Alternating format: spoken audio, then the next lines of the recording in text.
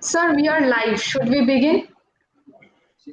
Yeah, yes, dear. You should begin. Hello and welcome everybody to today's national webinar, lecture series number 3 on Post in the Present, a post-colonial study of history and contemporaneity. I'm Ambalika Biswas. I teach English at the Department of English, Rabindra Mahavidyalaya. I welcome all the participants, our honorable speakers on behalf of the entire college and the Department of English. I would like to take this opportunity to introduce and thank my departmental teachers, Professor Bashavi Pal, head of the department, Professor Shoma Nondi, and the respected principal of the college, Dr. Prasanta Bhattacharya, who has been an integral part of our department. I would also like to thank the IQAC coordinator, Tanmay Bandyopadhyay, Dr. Pronobi Porel, the librarian, and Dr. Robiul Alam, the IT committee convener, for their never-ending support and cooperation. Today we have with us our most venerable and esteemed guest, Dr. Tapodhir Bhattacharjee, who was the Honorable Vice-Chancellor of Assam University, and Arghya Singh, a budding scholar from Ranchi University. This has been a privilege and a moment of pride for the entire community of our college, Rabindra Mahavidyalaya, and we would cherish this moment forever. May I now request our respected principal, Sir, Dr. Prasanta Bhattacharya, who has been an esteemed scholar and he himself has taught postcolonial studies in the PG department of Rabindra Bharati University for several years, to deliver the inaugural speech. Sir, over to you. Thank you, my dear. I think the in-house names, am I audible first of all? Yes, sir, you are. So the in-house names and the compulsions, the in-house names are being rolled down and the compulsions are all being observed. So I'm not extending further thanks to my departmental colleagues, my dear students, and the kind of in-house support that we always get from our librarian, Dr. Pronobi Porel, who has been rather consistent despite all these sorts of difficulties. Even today, she has a share of difficulty, but still she manages to, let it go on air and thereby enable us to engage ourselves with something important, and we try to make it meaningful with a kind of special focus on our students for whom it is at all being arranged. But of course, the other participants, I do not know who is exactly present from the actual periphery of the college, other than the two honorable speakers today. They are also most welcome. First of all, I think this is a great honor for the college of our institution to have someone so venerable like the Vice-Chancellor of Silchar University, Professor Tapodhir Bhattacharya, to have him among ourselves, that he has agreed at all to share his valuable time and his opinions and his ideas about colonialism and its after effects, which tend to get enshrined in that kind of broad generalized term, post-colonial, which he gives in his title as Uttor ঔপনিবেশিক. In Bangla, of course, it is the exact kind of translation is something like that, even in terms of the critical parlance. And he basically focuses not only on the post-colonial, because this has become not only a much debated, but also a kind of a hackneyed sort of a term among ourselves right now. We have already spent a lot of energy and time on this, but what he is focusing at or on is the development of the consciousness, the post-colonial consciousness, which to my mind is something very important, which has got something to do with the decolonizing process, or a further awareness of how colonialism, with all its kinds of paraphernalia and its vice-like grip on our human system, the power, the language, the history, the way we basically keep on representing ourselves, the individual as well as the collectivity, the human history as also the geography, the place name as also the individual name, etc., etc. So I'm rather delighted that Sir has chosen to have come up with such an interesting kind of a topic to be delivered today. And I think the more I say about his own kind of contribution, uh, it is not going to do any kind of justice to his reputation, because he is today almost like a giant among minnows. And though serially, uh, in terms of our appearance, at least on this web platform, it is Ombalika first, second me, the principal, then perhaps Sir will be coming, and then Orgho, and finally it is Bashobi's turn. And well, Shoma is waiting at the fence, I think, but she is quite present today. But I mean, even in terms of this serialization, if Sir is going to appear at the third slot, to his giant third, we are all like, very distant firsts and seconds and fourths and fifths today. So, with much love and gratitude, once again, I say that I extend my hearty welcome to his presence today.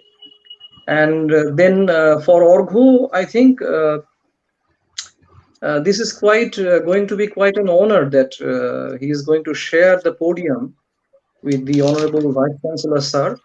And the kind of topic that he is also going to present us with is on Margaret Atwood, her worldview or life view. Something has been suggested like this in his title, and a sort of perpetuity of the kind of system that gets reflected in any kind of literary output that a very powerful writer like Atwood or the ilk does manage or do manage in their own kind of writing, which always has its own kind of colonial, post-colonial dimension. And now the point is, Ombalika has suggested that I have been teaching this post-colonial module at the PG level at Rabindra Bharati for several years. And yes, I must say, I acknowledge that I do love to teach and be a part of this entire post-colonial thinking. So, and that is one reason why when Bashobi, our head, did come up with the suggestion of holding a webinar or a series of lectures on this, I rather promptly and more readily agreed than I would have been in some other cases, or maybe I would have given it a second thought. But in this present case, I just didn't think for a second time. So, but you see, my or our own kind of liking with post-colonialism may not be equally applicable in case of our dear students for whom at all this lecture series has been arranged. I mean, it is part of their syllabic content, that is one thing, and that they have to either read up the kind of materials that is part of the syllabus, and they are also expected to come up with their own sort of answer to the questions that are going to be set up in the university examination. But the point is, anything, especially any theory, let's say the post-colonial theory, when it carries or entails with itself the tag of ism, it may become a bit intimidating or threatening or downright boring for the student. I think by this time, uh, at least in terms of my own sort of presentation, they are already both. I mean, they are both intimidated and they are bored. But today, their heart is going to be lightened up because of the presence of and the possible, probable kind of topics that our two honorable guests are going to deal with. So with that sort of thing, we are looking forward to a new chapter in this kind of effort or endeavor that we are presently having for ourselves. Well, just a thing or two. Uh, the terms colonialism, post-colonialism, and neo-colonialism do derive from the root term colony. But as I've already said, that colony or the direct kind of derivative colonialism may be seen as a kind of a policy for obtaining or holding a sort of a command or control over an area or a particular state or place with the express purpose of politically controlling it and having a sort of an economic control over that at the same time. And well, with the sheer purpose of exploiting the people and that particular place with all its probable possible natural resources, which is now at the disposal of someone, something, or a kind of system, a foreign one, which basically gets itself imposed on that native culture or society. And post-colonial may have got something to do with the after effects of that colonial rule when it gets over. And the contentious term neo-colonial specifically proposes for itself an area of continuity or perpetuity of the kind of system which refuses to go away even when colonialism with all its kind of ugly imperial avatar is no longer present. It is about the continuity of a kind of system that simply refuses to go or doesn't go away. Now, with these kind of ready definitions, we may have a sort of an idea that these are basically overlapping terms. That colonialism may overlap onto post-colonial and the post-colonial onto neo-colonial. And once again, I suggest or say that these are much debated terms, and often we spend our energy in making a sort of a probable or possible compartmentalization among or between these terms, or we keep on saying or suggesting the lack of it. I mean, neo-colonial always tends to question, for example, the sort of hyphenated gap in the term post-colonial, if it is at all there, because nowadays, from some years back, the theoreticians are of the opinion that the post-colonial is a kind of singular term without any kind of hyphen. I mean, the prefix post is no longer seen designating or suggesting a kind of an era that basically inaugurates or suggests or starts when the colonial gets over. I mean, it is also about a sort of continuity or a sort of perpetuity. So historically speaking, this is something like this. And the famous theoretician Heidegger once has suggested that whenever we are dealing with anything that has for itself the suffix ism, it is not only, basically encourages a kind of generalization or a lack of historical awareness or of critical clarity, but they can become very deadly as well. It shows, it suggests a lack of understanding and also a death of history. Now, Heidegger is Heidegger, and we being we are, just because of this observation, we do not see that the isms are simply going away or fading away. They are still there because they are convenient, and as I've already suggested, sometimes they are deadly. Maybe today the situation is thus that we are no longer concerned with the dead weight of the kind of regular teachers who are coming in the classroom and pronouncing some sort of blah blah blah, which the board students do not want to accept, because today we are having distinguished speakers among ourselves, within ourselves, who are going to deliver their own kind of very enlightened understanding of the things that go in the name of post-colonial. And finally, in today's world, of course, we are much concerned with the virus. And that is also one reason why we are having such a kind of web-based seminar or webinar or platform to let the intellectual process and the academic process go on. And this is also a great opportunity. I mean, anything dark always has its kind of silver lining. So that, in a sense, enables us to have someone like Professor Bhattacharjee, and also Arghya, who is a young and budding scholar, as Ambalika has presented him, to have among ourselves. So that is an opportunity we should always try to grab on. And I think the virus of all the viruses that Sir is going to deal with, Chetona, which in a sense, in a very fundamental sense, begins with linguistic consciousness or linguistic bhashagoto chetona in Bangla, if we say.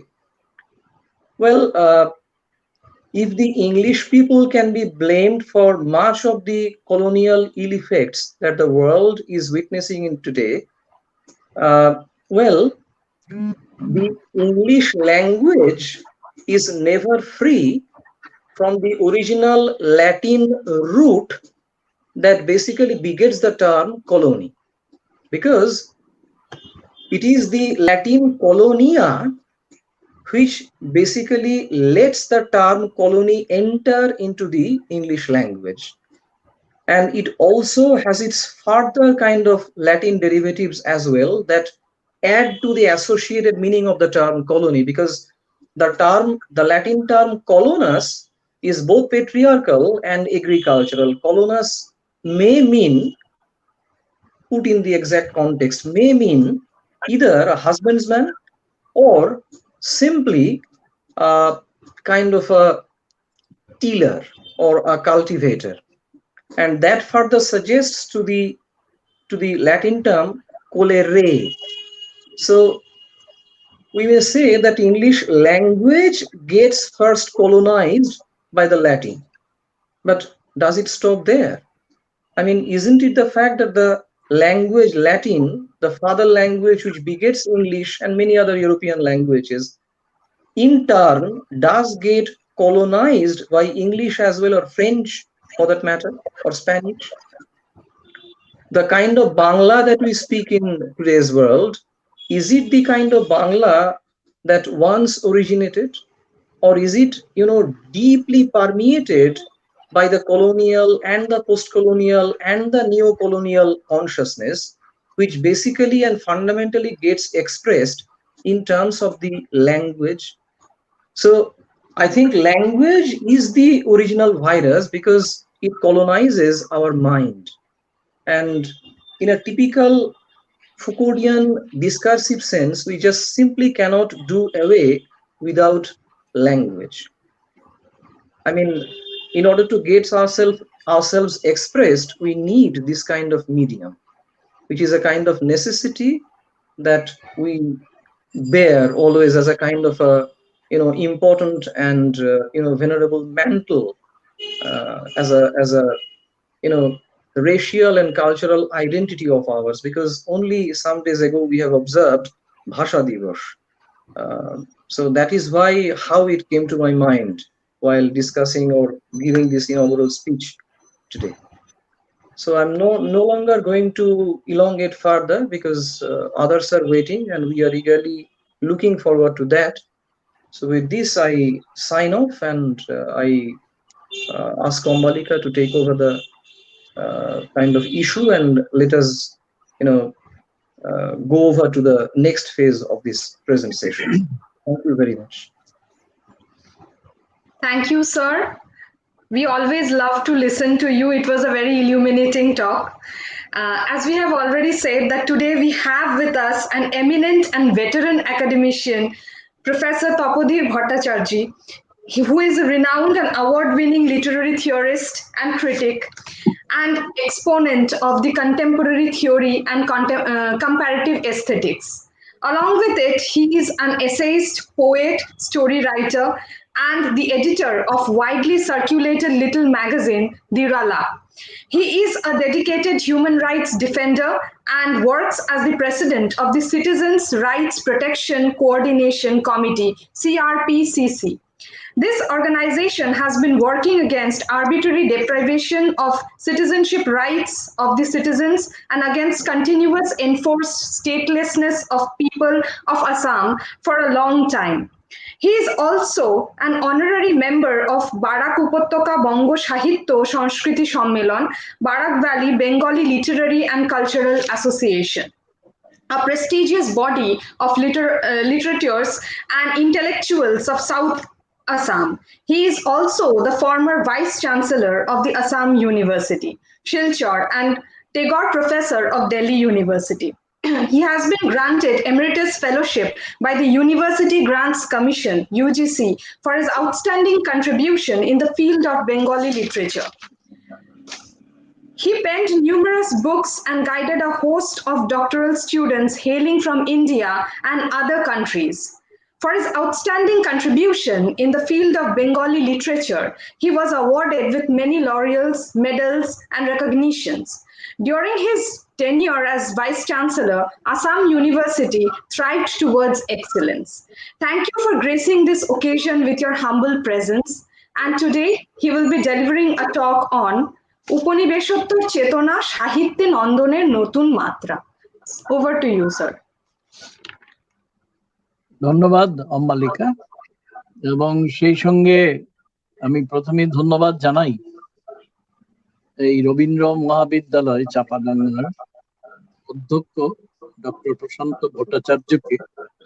এবং আমি বলা যায় যে যে ধরনের আনুষ্ঠানিক কথাবার্তা হয় আর কি, সেটা থেকে সম্পূর্ণ বেরিয়ে গিয়ে আমি বলছি যে সাধারণত এ ধরনের আলোচনা চক্রে যা হয় যে অধ্যক্ষ মশাই হয়তো অন্য যে কোনো বিদ্যা প্রস্থানের একজন প্রতিনিধি হতে পারেন এবং সামান্য সময় কিছু একটা কথা বলে তাকে কাজ করতে হয়। আমি উপাচার্য ছিলাম, সুতরাং আমি জানি যে আমাকে যখন বিজ্ঞান কিংবা অন্য কিছুতে যেটাতে আমার তত ধারণাই নেই সেটা সম্পর্কেও কিছু কথা বলতে হয়, না বললে লোকে শুনবে কেন।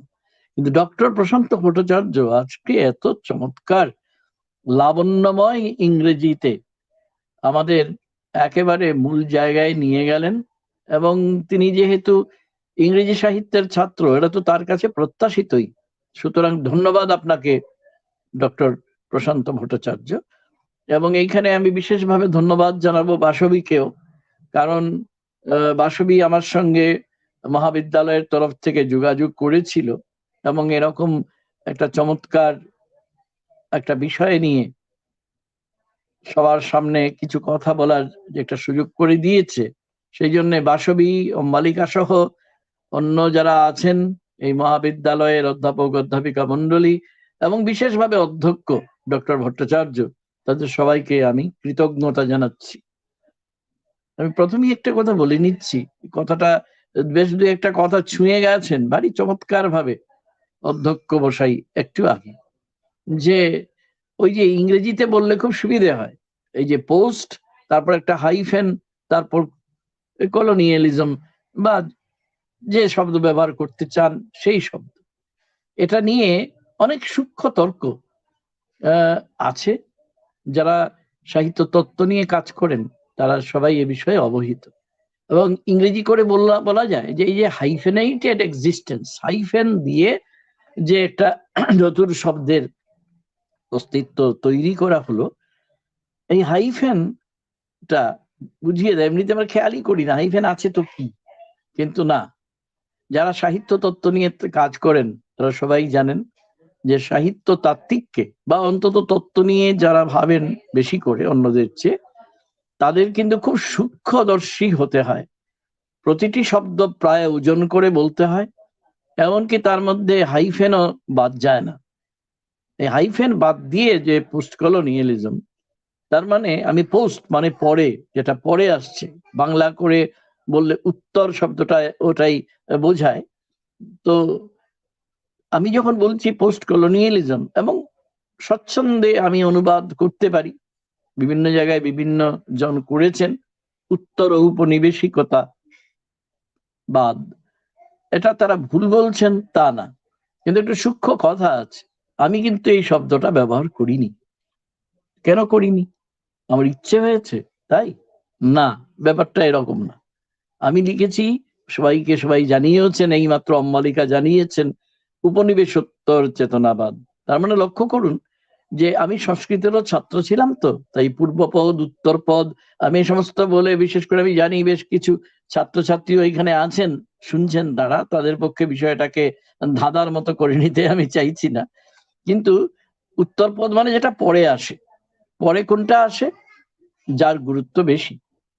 তার মানে একটা সংকেত থাকছে যে আমি উপনিবেশ থেকে বেরিয়ে যেতে চাইছি। উপনিবেশ যে পরিধি আমাদের চিন্তায় চেতনায় তৈরি করে, তা থেকে আমি একটা উত্তরণ চাইছি, ইংরেজিতে যাকে বলে ট্রান্সেন্ডেন্স চাইছি, একটা এলিভেশন চাইছি। সেই জন্যে আমি উপনিবেশোত্তর চেতনাটাই পছন্দ করছি পোস্ট কলোনিয়ালিজমের বাংলা হিসেবে।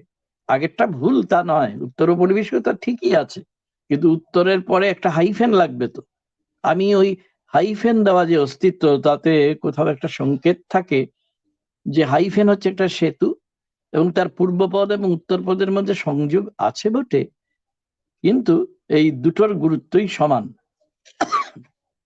কেউ কেউ ভাবতে পারেন এটা হয়েছেটা কি, বিষয়টা তো বোঝা যাচ্ছে, কিন্তু ওই যে বললাম, বিষয়টা বুঝতে পারাই যথেষ্ট নয়। কেননা তাত্ত্বিক আলোচনায় একটু সূক্ষ্মদর্শিতা দরকার হয়। তো সেই জন্যে আমি কলোনির চমৎকার ব্যাখ্যা করলেন, লাতিন উৎস সহ সমস্ত কিছু চমৎকার ভাবে বললেন প্রশান্ত ভট্টাচার্য। তো সেই জন্য আমি তার মধ্যে একেবারেই যাব না। তো আপাতত এইটুকুই বলবো যে এই যে বিষয়টা উপনিবেশোত্তর চেতনা, এটার তো একটা পরিধি, একটা পরিসর মানে স্পেস তো আছেই। স্পেসটা কিসের? সামাজিক, সাংস্কৃতিক, নান্দনিক, সোশিয়াল এবং পলিটিক্যাল অবশ্যই বলতে হবে, হিস্টোরিক্যাল ঐতিহাসিক তাও বলতে হবে, এবং সেই সঙ্গে আমরা যেহেতু একটা ইংরেজি এবং বাংলা বিভাগের সঙ্গে, আমি বাংলার ছাত্র, বাংলাতেই বলছি, তাই তো তার সঙ্গে একটা নান্দনিকতার ব্যাপার, একটা এস্থেটিক্সের ব্যাপার আছে।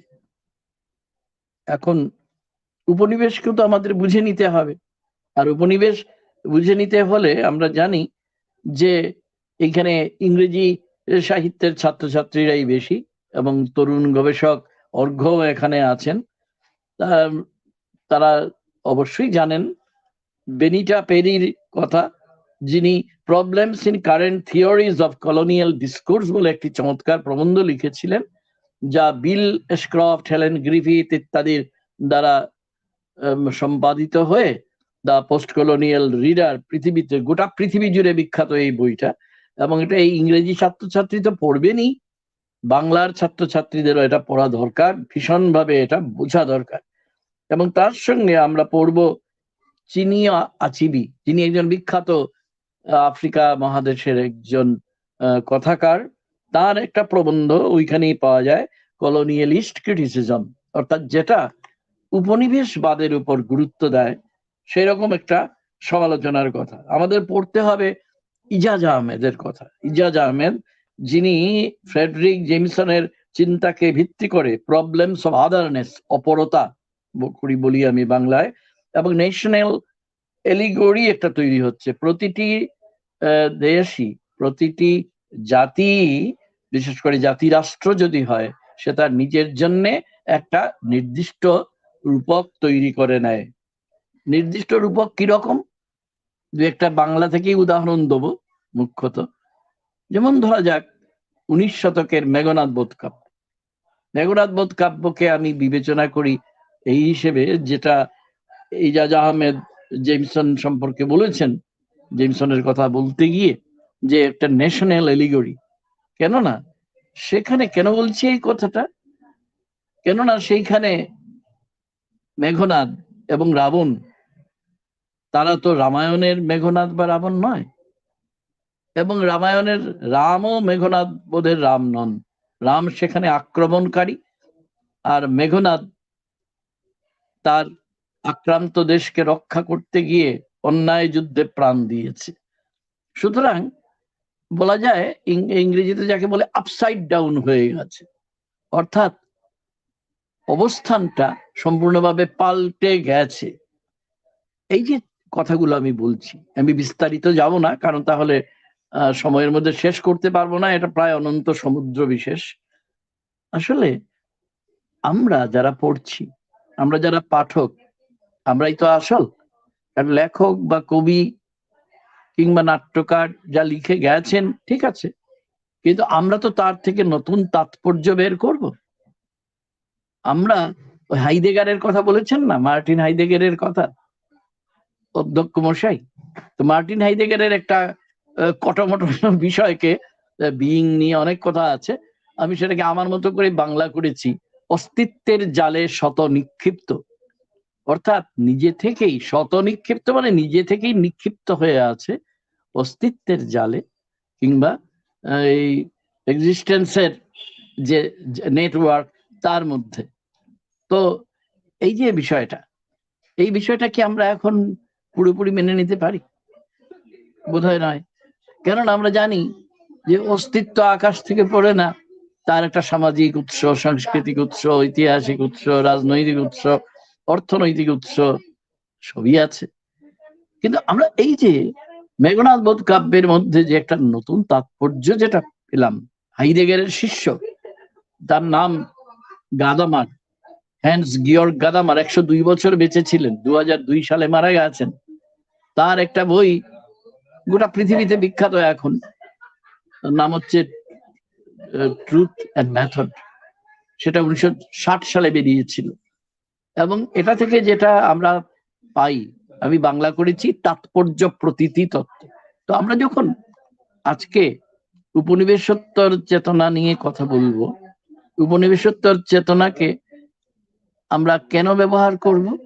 ওই যেটা গাদামার বলেছেন, একটা নতুন তাৎপর্য প্রতীতির দিকে যাওয়ার জন্য। এবং সেটা করতে গেলে আমাদের আরো কিছু বিষয় আমাদের বিবেচনায় আসতে হবে। যেভাবে হেলেন টিফিন ওই পোস্ট কলোনিয়াল লিটারেচার অ্যান্ড যে কাউন্টার ডিসকোর্সের কথা বলেছেন, আসলে মেঘনাদ বোধ কাব্য একটা কাউন্টার ডিসকোর্স। আমি বাংলাতে বলি প্রতি সন্দর্ভ। অর্থাৎ উপনিবেশোত্তর চেতনা নিয়ে অনেক কথা বলা যায়, তার মধ্যে যাবো না, কারণ এটা বড় অন্য পথে আমাকে নিয়ে যাবে। কিন্তু উপনিবেশোত্তর চেতনা যেটা দাবি করে, সেটা হচ্ছে যে তাৎপর্য নিয়ে আমরা যথাপ্রাপ্ত, ইংরেজিতে বলে গিভেন, একটা গিভেনকে আমরা গ্রহণ করেছি, সেটাকে যদি আমি মান্যতাই দিতে থাকি, তাহলে নতুন তাৎপর্য বেরোবে কিভাবে? একজন কবি তার সময়ের যে চেতনাকে ঠিক মতো আবিষ্কার করতে পারছেন কিনা, সেটাই হচ্ছে আসল। এবং সেটা থেকে তিনি কি করছেন? একটা প্রতিবাদ গড়ে তুলছেন। তাহলে উপনিবেশোত্তর চেতনার একটা অত্যন্ত গুরুত্বপূর্ণ দিক নির্দেশক চিহ্ন হচ্ছে প্রতিবাদ, প্রটেস্ট। এবং সেই প্রটেস্ট কেন, কিসের বিরুদ্ধে? যে প্রতাপ, পাওয়ার, আমরা মিশেল ফুকোর কল্যাণে পাওয়ার / নলেজ নামে বইটা, যেটা তার বিভিন্ন যে ইন্টারভিউ অর্থাৎ সাক্ষাৎকারের ভিত্তিতে রচিত হয়েছিল, এবং এটাও পৃথিবী বিখ্যাত, সেখান থেকে আমরা অনেক কিছু জেনেছি। আজকে প্রতাপ কি করে? আজকাল আমরা হেজেমনি বলে থাকি, ওই গ্রামসির কথাটা মাথায় রেখে, যে আধিপত্যবাদ। কলোনি কখনো আধিপত্য ছাড়া, হেজেমনি ছাড়া, আধিপত্যবাদ ছাড়া থাকতে পারে না। তো সেই কলোনি থেকে আমি যখন উত্তরণের দিকে যাব, যে জন্য বলছিলাম উপনিবেশোত্তর উত্তরণের দিকে যাব, উত্তরণটা আসবে কোথা থেকে? আপনা থেকে তো আসবে না। তাহলে আসবে তখনই যখন আমি উত্তরণের একটা পথ আমি জেনে নেব। আমার পথটা কোন দিকে যাবে? যে যা কিছু যথাপ্রাপ্ত, যা কিছু আমি আগে থেকেই পেয়েছি, সেটাকে আমার প্রতিবাদ করে একটা কাউন্টার ডিসকোর্স, আমি বাংলা করেছি প্রতিসন্দর্ভ, সেই প্রতিসন্দর্ভের দিকে যেতে হবে। তো একটা প্রশ্ন হতেই পারে, আমি তো 19 শতকের মেঘনাদ বধ কাব্য, বেশি উদাহরণ দেবো না, দিলে অনেক দূর আমাকে এর মধ্যে আটকে থাকতে হবে, যে এটা তো 19 শতকের, তখন তো আমাদের কলোনিয়ালিজম পূর্ণমাত্রায় আছে। আমি আমার মতো করে আমি এটাকে নাম দিয়েছি প্রত্ন উপনিবেশোত্তর চেতনা। প্রত্ন মানে যেটা ইংরেজিতে করে বলা যায় আর্কেইক, যেটা যেটা মূল সময়, যেটা হওয়ার কথা তার আগেই সেটা হয়েছে। এটা হচ্ছে প্রত্ন উপনিবেশোত্তর চেতনা। তা না হলে প্রতিবাদ আসবে কোত্থেকে? নাহলে মেঘনাদ বধ কাব্য লেখাই বা হবে কেন? যা বাবা শুনবে। আমি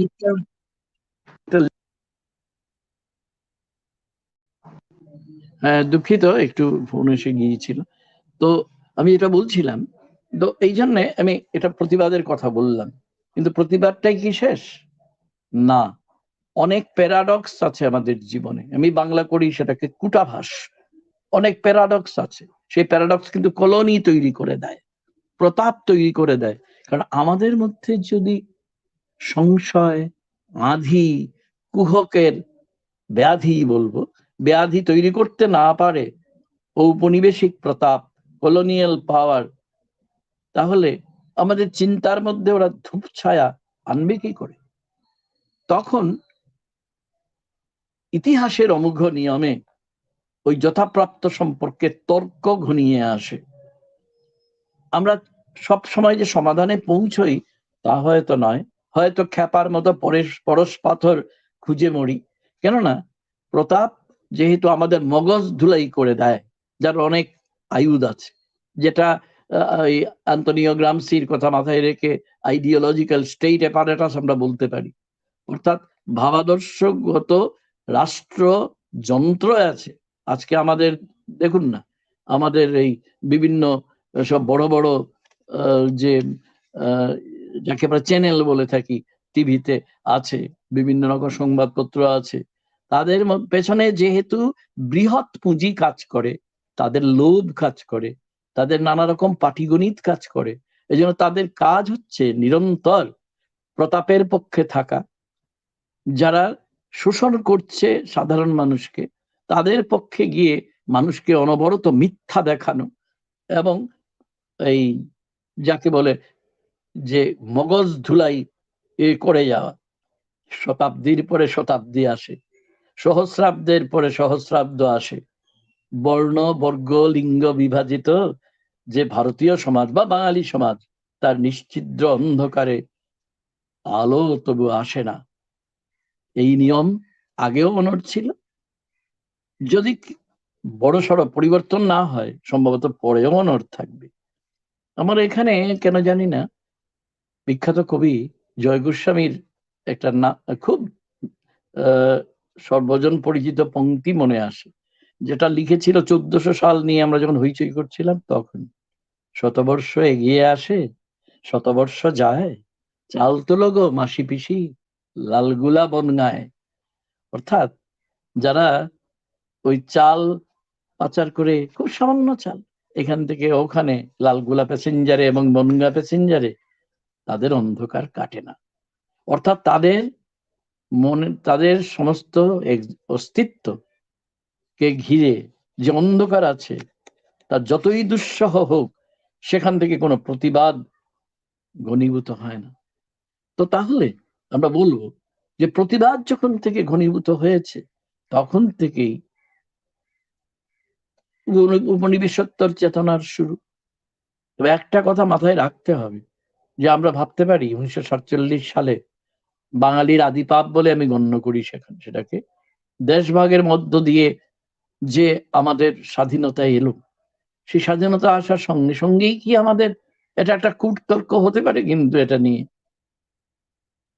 এটা ডক্টর প্রশান্ত ভট্টাচার্য সহ আপনারা সবাই একটু ভেবে নেবেন 1947 সালের 15ই আগস্ট হলো, আর তার মানেই ওই নেহেরু কথিত ট্রিস্ট উইথ ডেস্টিনি শুরু হয়ে গেল, আর আমরা উপনিবেশোত্তর চেতনায় প্রবেশ করলাম। ব্যাপারটা এত সহজ না, আর অনেক সময় গেছে পথ খুঁজে নিতে নিতে।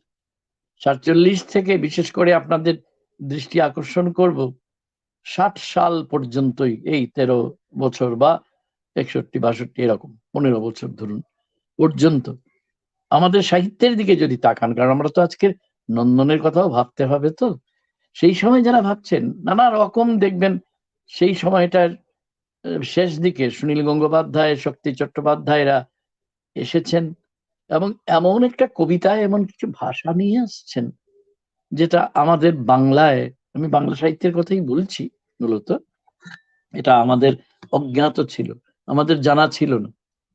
তো এটাকে আমরা কিভাবে বিশ্লেষণ করব? তার সামাজিক বিশ্লেষণ সম্ভব, তার মনস্তাত্ত্বিক বিশ্লেষণ সম্ভব। আমরা যদি নান্দনিক বিশ্লেষণের দিকে যাই তাহলে বুঝবো যে ওই সময় তারা আসলে পথ খুঁজে পাননি, তারা প্রত্যেকেই পথ খুঁজছেন। তাদের কাছে প্রেম অর্থহীন হয়ে যাচ্ছে, তাদের কাছে সৌন্দর্য অর্থহীন হয়ে যাচ্ছে, এমনকি যেটা বলা যায় সেই প্রথম বিশ্বযুদ্ধের কাছাকাছি সময় থেকে 1924 বার একটু সময় পর্যন্ত ডাডাইজম, ডাডাবাদ বা সুরিয়ালিজম অর্থাৎ পরাবাস্তববাদ যখন মধ্য ইউরোপে খুব প্রবল হয়ে উঠছিল, তখন যেমন সবকিছুকে ধ্বংস করার একটা আয়োজন হচ্ছিল, তো সুনীল গঙ্গোপাধ্যায় লিখলেন না যে আমরা সবাই ধ্বংসের প্রবক্তা। ধ্বংসই কি শেষ কথা? পরবর্তীকালে কিন্তু এটা মানা হলো না। তার মানে তখনও তারা পথ খুঁজছেন, এবং নন্দন নয়, নন্দনের বদলে প্রতিনন্দন, অর্থাৎ আমি বলতে চাইছি এস্থেটিক্স এর বদলে কাউন্টার এস্থেটিক্সে তারা আশ্রয় খুঁজছেন। সবাই খুঁজছেন তা নয়, তাহলে শঙ্খ ঘোষ আর অলোক রঞ্জন দাশগুপ্ত সদ্য প্রয়াত, তাকে কোথায় রাখবেন? পাশাপাশি কথা সাহিত্যের দিকে তাকান, দেখবেন কথা সাহিত্যে তখন এই সময়টা একটু মন্দার ভাব যাচ্ছে তখন, যদিও জ্যোতিরিন্দ্র নন্দী আছেন, সবাই আছেন। আমাদের ডক্টর প্রশান্ত ভট্টাচার্য একটুখানি ছুঁয়ে গেছেন নিও কলোনিয়ালিজমের কথা, যাকে আমি নব্য উপনিবেশিকতা বলি। মুশকিল হচ্ছে কি জানেন তো, যে সেটার যে কবে শুরু আর কবে শেষ এটা নিয়ে ভীষণ তর্ক আছে, শেষ কথা বলা যাবে না। এমন আমরা দেখেছি যে কলোনিয়ালিজমের অর্থাৎ কিনা উপনিবেশবাদের গর্ভেই লুকোনো ছিল যেভাবে দান্দিক নিয়মে উপনিবেশোত্তর চেতনা প্রস্থানের বীজ তলি, ঠিক তেমনি তার সঙ্গে পাশাপাশি ছিল নব্য উপনিবেশবাদও। যেমন আমি একটু লাফ দিয়ে চলে আসছি উপনিবেশোত্তর চেতনাবাদের সঙ্গে, যখন ইউরোপে বিশেষ করে ফ্রান্সের আকরণ উত্তর চেতনা বলি আমি একে, ইংরেজি হচ্ছে পোস্ট স্ট্রাকচারালিজম, যখন রোলা বার্তের কল্যাণে যখন প্রবলভাবে গোটা প্রথম ফ্রান্সে, তারপরে ইউরোপে, তারপরে অন্যত্র ছড়িয়ে পড়ল, সেই সময়ে শেষ দিকে একটা ইতিহাসের মৃত্যুর কথা বলেছিলেন না প্রশান্ত ভট্টাচার্য, তো সেটা কিন্তু 80-র দশকের ব্যাপার। তার মানে এটা তো অঙ্ক কষে ঠিক করা যাবে না বাপু, এতক্ষণ পর্যন্ত তোমার মানচিত্রের লেখা আর এরপর থেকে আমার মানচিত্র ভেবে বলা যাবে না। তো উপনিবেশোত্তর চেতনাবাদের সঙ্গে যে আধুনিকোত্তর চেতনা, যেটাকে আমি পোস্ট মডার্ন বলে থাকি, আমি উত্তরাধুনিকতা বলি না, কেন বলি না সেটা আজকে থাক। তো উপনিবেশোত্তর চেতনার সঙ্গে আধুনিকোত্তরবাদের একটা সংশ্লেষণ হলো, এরকম অনেক কথা আছে। আসলে সংস্কৃতি, সমাজ, সাহিত্য, ইতিহাসকে নানা দৃষ্টিকোণ থেকে বুঝতে হবে উপনিবেশোত্তর চেতনাকে যদি বুঝতে চাই। কারণ চেতনা, ওই চেতনা প্রবাহ নিয়ে বলবেন আমি শুনেছি অর্ঘ্য, তখন আপনারা আরো ভালো করে বুঝবেন। তো এই চেতনা তো এইটুকুই বলবো, এটা আকাশ থেকে আসেন না, তারও পুনঃপাঠ, রিডিং যাকে বলে ইংরেজিতে, সেটা অনিবার্য। এই রিডিং এর মধ্য দিয়ে, পুনঃপাঠের মধ্য দিয়ে আমরা বুঝে নিতে পারি যে চেতনা কিভাবে নিজেকে নিজেই বিনির্মাণ করে। বিনির্মাণ শব্দটা আমি ইংরেজি ডিকনস্ট্রাকশন জাক দেরিদার কাছ থেকে নিয়ে বলছি যে বিনির্মাণ কেন, কারণ বিনির্মাণ ছাড়া তো পুনর্নির্মাণ হবে না। এটা ঠিক ধ্বংস না, কারণ ধ্বংস মানে তো শেষ, এটা বিনির্মাণ। এই জন্য আমি ধ্বংস বলতে চাই না। বিনির্মাণ করে বহুদা পরীক্ষিত যে নির্দিষ্ট অবস্থানে আমরা পৌঁছতে চাই, অর্থাৎ আমরা কারা? আমরা যারা গ্রহীতা সাহিত্যের নন্দনের কিংবা নাটকের মধ্যেও থাকতে পারে, যারা পাঠক, যারা শ্রোতা, যারা দর্শক, যদি ছবির ব্যাপার হয়, তো আমরা কি করি? আমরা ওই পুনঃপাঠ করতে গিয়ে আমরা বিনির্মাণ করি পুনর্নির্মাণে পৌঁছানোর জন্য, এবং যে পরিমাণে সেটা করি সেই পরিমাণে আমরা নিজেরাও পাল্টে যাই। এছাড়া আধিপত্যবাদী শক্তিকে, অর্থাৎ হেজেমনিস্ট পাওয়ার, যেটা তাকে প্রতিস্পর্ধা মানে চ্যালেঞ্জ জানানোর অন্য কোনো উপায় নেই, এবং প্রতিবাদ থেকেই আসে প্রতিস্পর্ধা। চ্যালেঞ্জ জানাতেই হবে যারা উপনিবেশোত্তর চেতনায় বিশ্বাস করেন। এবং এটা শুধুই মধ্যবর্গীয়দের ব্যাপার না। আমরা যারা এখানে শুনছি, আমরা যারা কথা বলছি, আমরা তো মূলত মধ্যবর্গীয়। এটা শুধু আমাদের ব্যাপার না। লুকায়ত সাংস্কৃতিক উপলব্ধি যদি অন্তেবাসীর অবহেলিত অবস্থানের ওপর আলো নিক্ষেপ করতে না পারে, তাহলে কখনো টোটাল সামগ্রিক কোন বিকল্প জীবনবোধ আসতে পারে না। এই যে আমি বিকল্প অল্টারনেটিভ জীবনবোধ কথা বললাম, এটা কেন বললাম? কারণ এটা চায় জীবনের শুশ্রূষা, বিশল্যকরণী চায়। রামায়ণ পড়েছেন তো? বিশল্যকরণী চায় জীবনের মর্মমূলে। বিকল্প দৃষ্টিভঙ্গি বা বিশ্বভিক্ষা, ওয়ার্ল্ড ভিউ যাকে বলে, ভেলটান সাউং বলে জার্মানে, তো সেই বিশ্বভিক্ষা, বিকল্প বিশ্বভিক্ষা মানেই বিকল্প চেতনা। বিকল্প চেতনা আছে কিনা তা প্রমাণিত হয় বিকল্প বিশ্বভিক্ষার মধ্যে। আর বিকল্প বিশ্বভিক্ষা যদি থাকে, তাহলে বিকল্প সন্দর্ভ অনিবার্য। আর বিকল্প সন্দর্ভ অর্থাৎ অল্টারনেটিভ ডিসকোর্স, আর বিকল্প সন্দর্ভ যদি থাকে, তাহলে বুঝে নিতে হবে সেখানে অল্টারনেটিভ এস্থেটিক্স, বিকল্প নন্দনও সেখানে আছে। এবং এইভাবেই আমরা চিত্তবৃত্তির যে উপনিবেশীকরণ, যেটা একজন বিখ্যাত আফ্রিকান অথর চমৎকার ভাবে লিখেছেন, অ্যাঙ্গুই, যে ডিকোলোনাইজিং দ্য মাইন্ড বলে তার একটা বই আছে, ছোট বই কিন্তু খুব কাজের বই। তো আগে তো মনকে আমাদের শৃঙ্খল মুক্ত করতে হবে, কারণ মনই তো সবকিছু করায়। তো মনকে শৃঙ্খল মুক্ত যদি করতে চাই, তাহলে আমাকে আগে বুঝে নিতে হবে যে আমি কে। মানে এটা কি দার্শনিক প্রশ্ন? বটে, নিশ্চয়। এবং এটা একটা সামাজিক প্রশ্নও বটে, একই সঙ্গে ঐতিহাসিক প্রশ্নও বটে। আসলে সামাজিক, ঐতিহাসিক আর নান্দনিকের মধ্যে তফাৎ উপনিবেশোত্তর চেতনা করে না। ইতিহাসের অমোঘ নিয়মে ঔপনিবেশিক শাসকরা তো একদিন বিদায় নেয়, কিন্তু আধিপত্যবাদী সাংস্কৃতিক কাঠামো তো সহজে ভেঙে পড়ে না। তাহলে উপনিবেশোত্তর সমাজে সৃষ্টি ও মনন যেসব প্রতাপপুষ্ট বুদ্ধিজীবীদের নিয়ন্ত্রণে থাকে, তাদের চিত্তবৃত্তি তো সবচেয়ে বেশি উপনিবেশীকৃত। সুতরাং ওই যেটা মাও সেতুং বলেছিলেন অন্য একটা প্রসঙ্গে, যে ক্ষমতার সদর দুর্গে কামান হানতে হবে, ওই কাজটা উপনিবেশোত্তর চেতনা করে। কারণ এছাড়া উপনিবেশোত্তর চেতনা, ওই বিনির্মাণ ছাড়া তো পুনর্নির্মাণ সম্ভব না। আজকে গোটা পৃথিবীর দিকে যদি তাকান, একটু তাকাতেই হবে, এবং গোটা পৃথিবীর দিকে তাকিয়েই আমি আমার বাংলা সাহিত্যের দিকে তাকাবো, আমি ইংরেজি সাহিত্যের দিকে তাকাবো। ফ্রান্স ফেননের কথা আমার এই মুহূর্তে মনে পড়ে যাচ্ছে। তার রেজেন্ট অফ দ্য আর্থের কথা তো আপনারা সবাই জানেন, মহাগ্রন্থ আমি বলতে চাই এটাকে, যার একটা অতি চমৎকার ভূমিকা লিখেছিলেন স্বয়ং জাঁ পল সাত্র। তো সেই ফ্রান্স ফেননের একটা প্রবন্ধ ন্যাশনাল কালচার আছে, এটার মধ্যে তারা তো এই সমস্ত নানা কিছু দু একটা প্রবন্ধের কথা আমি বলছি, কারণ ভেতরে যেতে পারবো না সময়ের জন্য। যে জাতীয় সংস্কৃতি মানে কি? জাতীয় সংস্কৃতি মানে, আমার একজন 1930-এর সময়ে এক বিখ্যাত দার্শনিক ছিলেন আমাদের বাংলায়, তার নাম কৃষ্ণচন্দ্র ভট্টাচার্য, যার ছেলে কালিদাস ভট্টাচার্য, উনিও দার্শনিক ছিলেন এবং বিশ্বভারতীর উপাচার্য হয়েছিলেন। যাই হোক, কৃষ্ণচন্দ্র ভট্টাচার্য মননে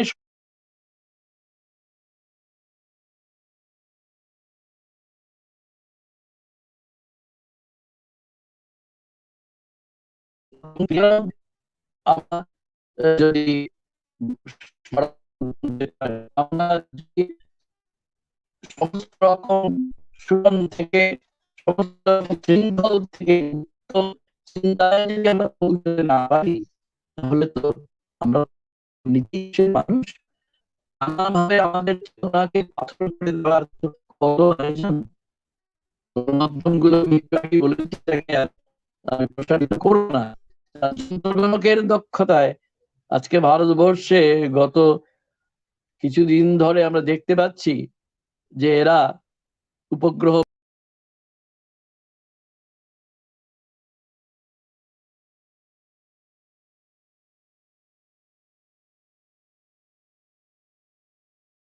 পরিপন্থী।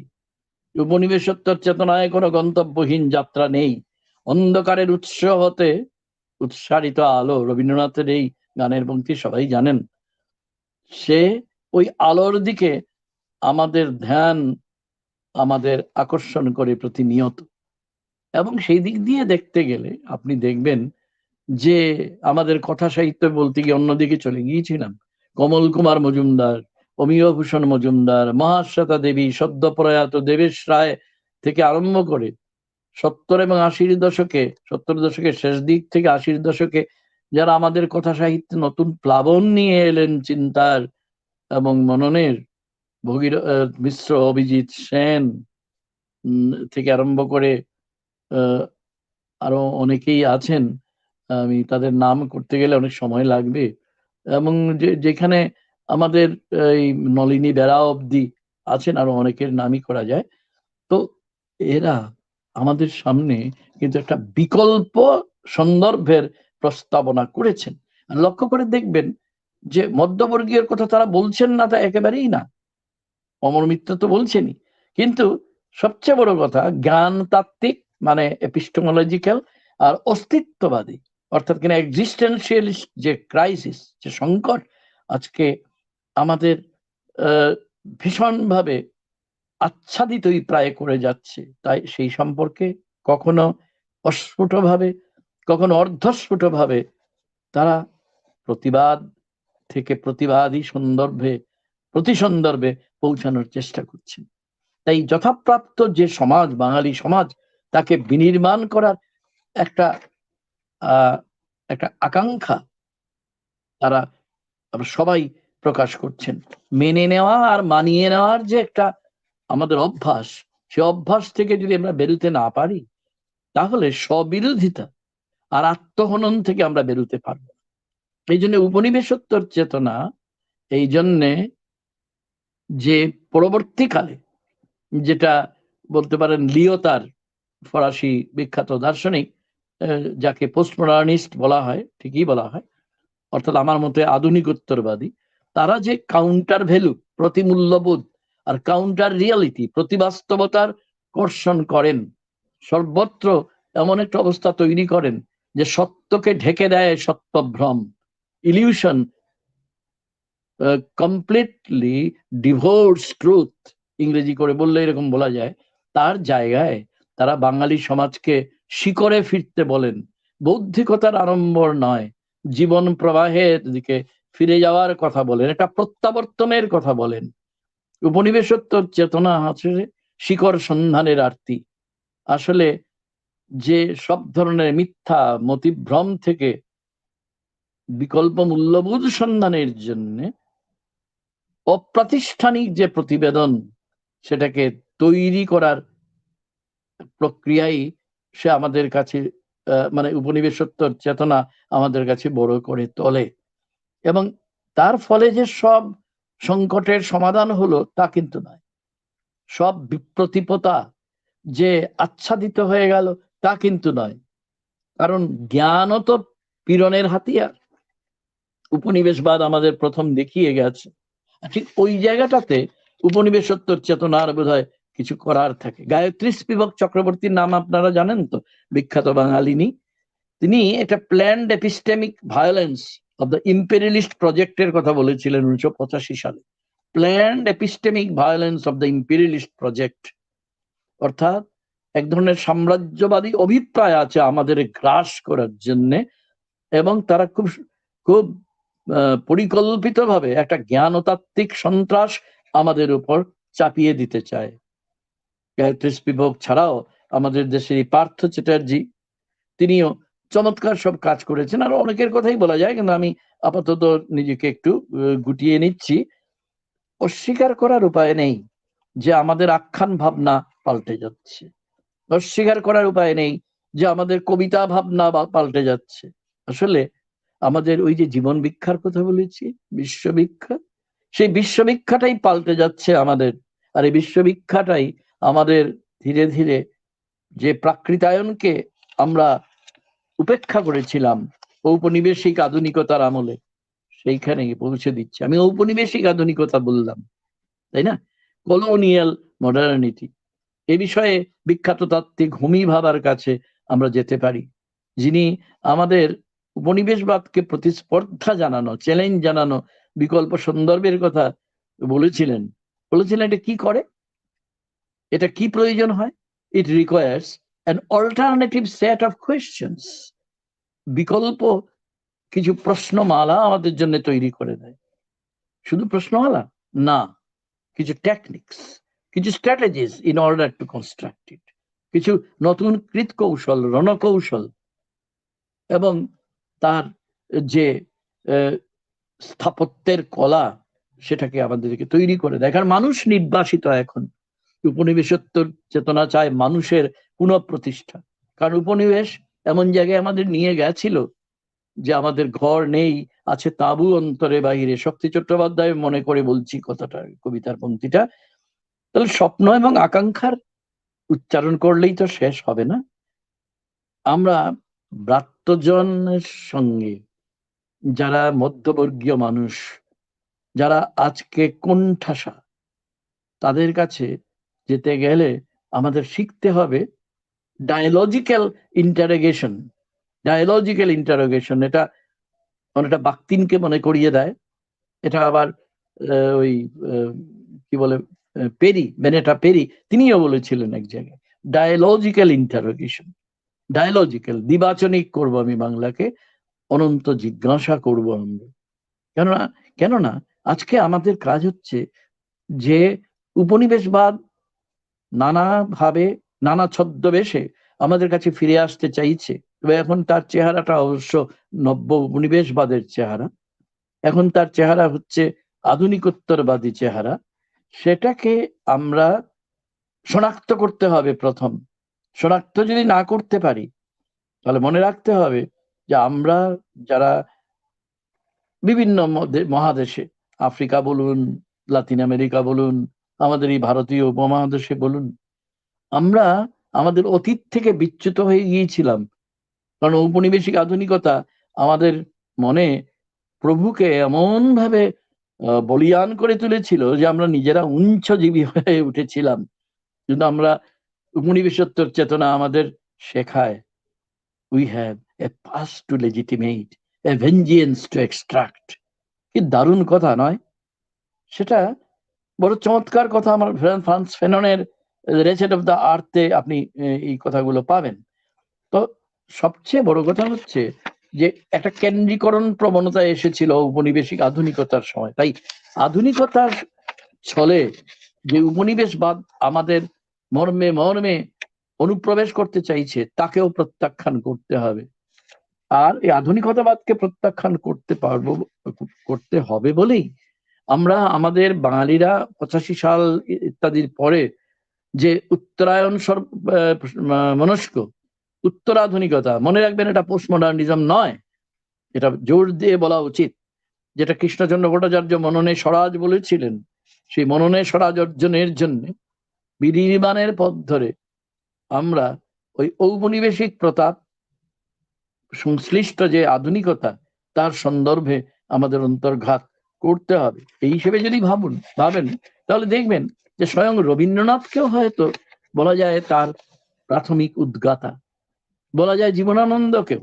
যারা জীবনানন্দকে শুধুই আধুনিক বলে মনে করেন, তারা একটা গোলমাল করেন, আমি এটার মধ্যে যাবো না, এটা বিশাল ব্যাপার, যে আধুনিক হওয়া আর আধুনিকতা পথ ধরে চলা এক কথা না, আর আধুনিকতা বাদ যখন ইজমে রূপান্তরিত, কথাটা একটুখানি ছুঁয়ে গেছেন প্রশান্ত ভট্টাচার্য, যে সেটাও এক কথা না। আধুনিক মানে মডার্ন, আধুনিকতা মডার্নিটি, আধুনিকতা বাদ মডার্নিজম, এর মধ্যে অনেক অনেক তফাৎ আছে। তো সেটা উপনিবেশোত্তর চেতনাই আমাদের শেখায়। কেন শেখায়? কারণ আমরা যারা যারা বাংলা সাহিত্য নিয়ে কথা বলি, আমরা ভারতীয় সাহিত্যের বিভিন্ন ধরন নিয়ে কথা বলি, না হলে আমরা কিভাবে বিভূতিভূষণের পথের পাঁচালীকে ব্যাখ্যা করব বলুন তো? কিভাবে আমরা সতীনাথ ভাদুরীর ঢুঁড়াই চরিত মানুষকে ব্যাখ্যা করব? মানিকের পদ্মা নদীর মাঝি বলুন, তারাশঙ্করের হাসুলি বাঁকের উপকথা বলুন, ইত্যাদি আমরা কি করে ব্যাখ্যা করব তবে?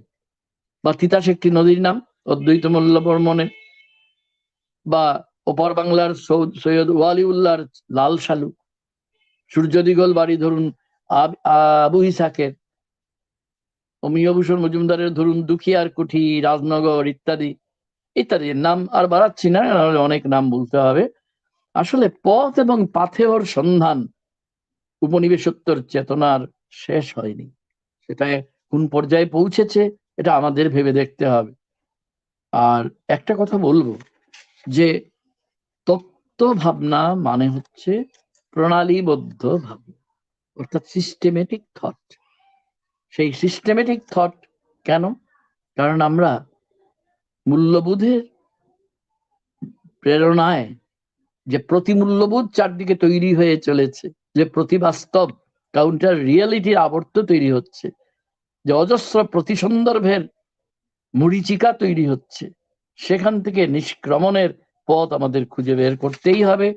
আমরা আকাশ বিহার অনেক করেছি, এবার ভূমি সংলগ্ন হওয়ার পালা। আমি তো মনে করি the wretched of the earth Frantz ফ্যাননের আমাদের এই পাঠই দেয়। আরো অনেকে আছেন, ভূমি ভাবার কথা বলতেই হয়। তার আমরা কিছু চমৎকার সব বই আমরা পড়েছি।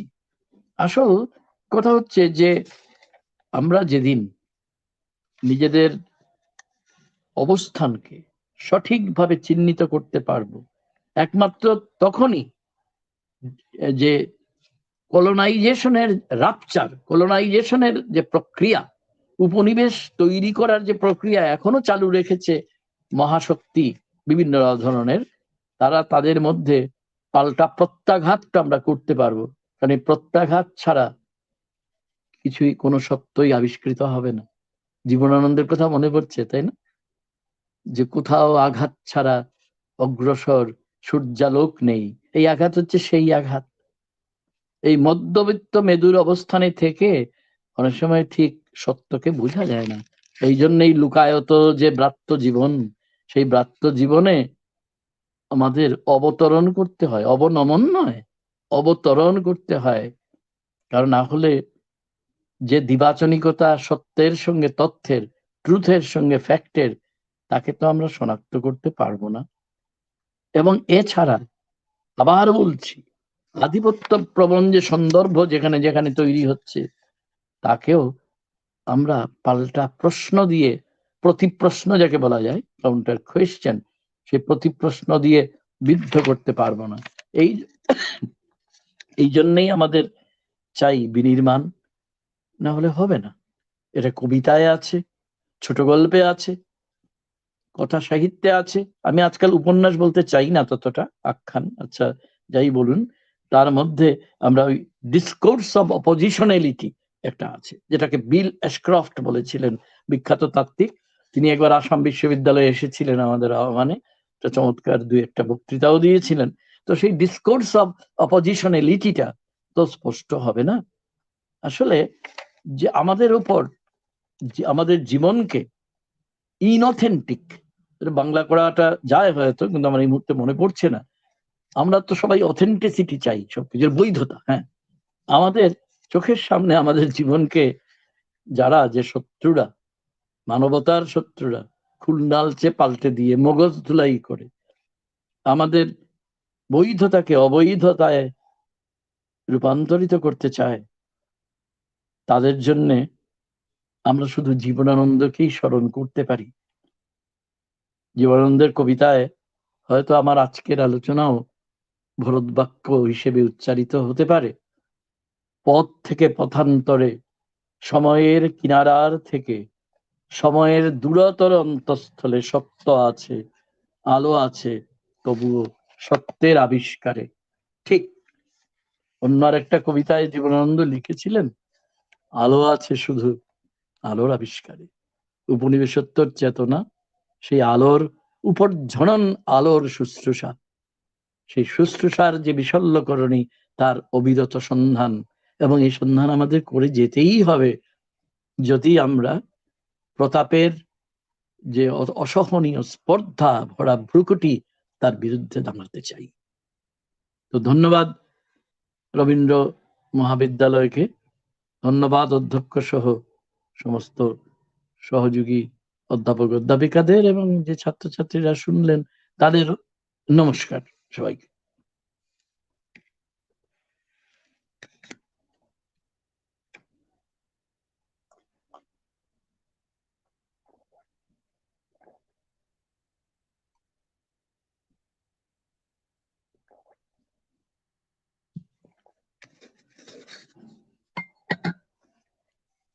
আমি আবারও বলছি, it is our privilege to have you with us, sir.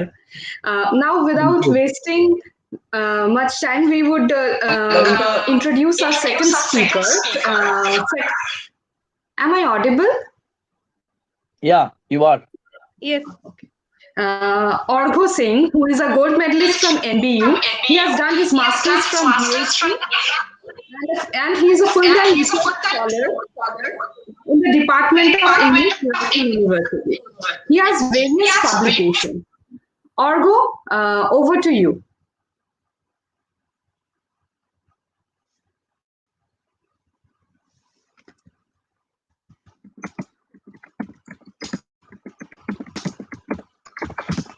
Am I audible?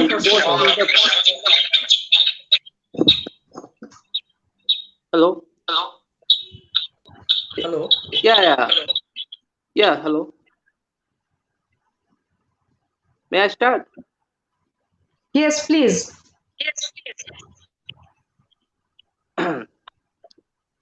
Okay.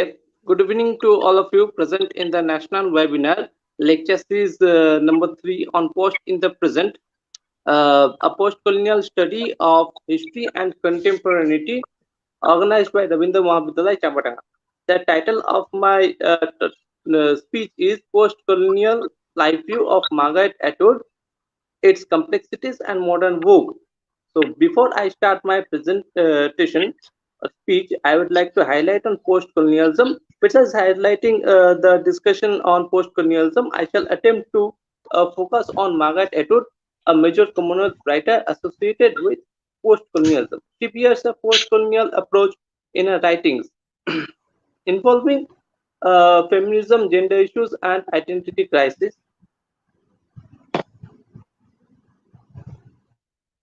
Excuse me a little.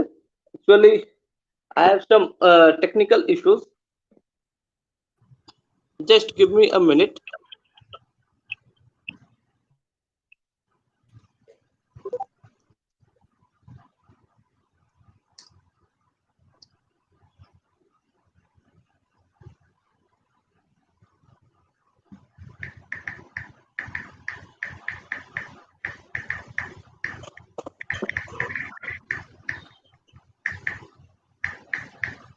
Okay. So the term post-colonialism denotes a particular historical period that comes after the end of colonialism. Okay. Broadly speaking, it deals with complex issues like suppression, slavery, race, culture, identity, and the ways of wresting imperial power. The term post-colonialism came into active use around the 1950s. Okay. So post-colonial theory is a method of reading, critiquing, and interpreting the cultural practices of colonialism, where it proposes the exercise of colonial power and also the exercise of racially determined powers of representation. Post-colonial literatures and criticism arose during and after the struggle for political independence in the colonies of Asia, Africa, and Latin America. The important objectives of post-colonial criticism are to reconsider the history of colonialism from the viewpoint of the colonized, to reveal the economic, political, social, and the cultural impact of colonialism on the colonized people, and obviously the colonizing powers. I mean the colonizing nations. Okay, whether be it the British, French, or any other colonial powers, and also to explore the mode of domination, to analyze the process of decolonization, and to articulate political and cultural identities. Post-colonial critics argue that colonialism was the source of suffering and exploitation, and it did not end with the exit of the colonizers. Post-colonial theorists and critics believe that they cannot avoid subjective and political interpretations in literary studies. This is because criticism and theory must address the real issues in society. Okay. I shall later come to Margaret Atwood, obviously. So hold patience. Okay. Edward Said is an influential post-colonial theorist whose landmark text Orientalism established post-colonialism as a field of socio-cultural inquiry. Edward Said is a prominent figure in post-colonialism, without whom the discussion on post-colonialism is incomplete. It is sine qua non to mention his name. It is Edward Said who explained the Western construction of the Orient, with the West being seen as the self and the East seen as the other. The ancestry of post-colonial criticism can be traced to Frantz Fanon's The Reset of the Earth, published in French in 1961, and voicing what might be called cultural resistance to France's African empire. I recall Professor Tapodhir Bhattacharya mentioned the name of Frantz Fanon, okay, almost an hour ago or so. Frantz Fanon is also an important figure in post-colonialism. He is another giant figure in the discussion of post-colonialism, other than Edward Said. Okay. Now, Frantz Fanon is actually a psychiatrist. He belonged to Martinique. Okay. Now, that is also a country belonging to North American continent. Okay, that's not the issue. Frantz Fanon argued that the first step for colonized people in finding a voice and an identity is to reclaim their own past. Obviously, here I shall discuss a little. I shall try to focus a little on Margaret Atwood's surfacing. There is an unnamed narrator.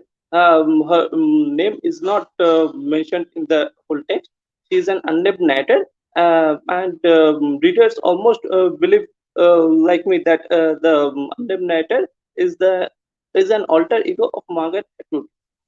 Okay, so she will also undergo the process of quest for inner self. She will pass through many phases, and she will try to trace her own past, the past of her generation, and ancestry. Obviously, I shall come to it later on. For centuries, the European colonizing power will have devalued the nation's past, seeing its pre-colonial era as a pre-civilized limbo or even as a historical void. This is what Frantz Fanon discussed, okay, in his The Richer of the Earth. Children, both black and white, will have been taught to see history, culture, and progress as beginning with the arrival of the Europeans.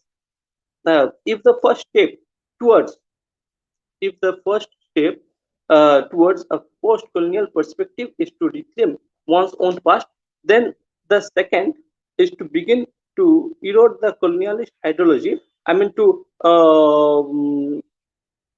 erase the post-colonialist, the colonialist ideology, pardon, by which that past had been devalued. Okay, this is what Frantz Fanon argued in his discussion regarding post-colonialism, and this idea conceived by Frantz Fanon is also worthy of being applicable in case of Canada. Now, why Canada? Because Margaret Atwood, she is a Canadian writer. She belongs to Canada. Canada is a country comprising most of the northern portion of North America, I mean North American continent, extending from the Atlantic Ocean in the east to the Pacific Ocean in the west and northward into the Arctic Ocean. Okay, Canada's history covers the period from the arrival of the Paleo Indians thousands of years ago to the present day. The territory occupied by Canada was inhabited for centuries by various groups of Aboriginal people, I mean tribal people or primitive people. Okay, beginning in the late 15th century, both the British and the French led expeditions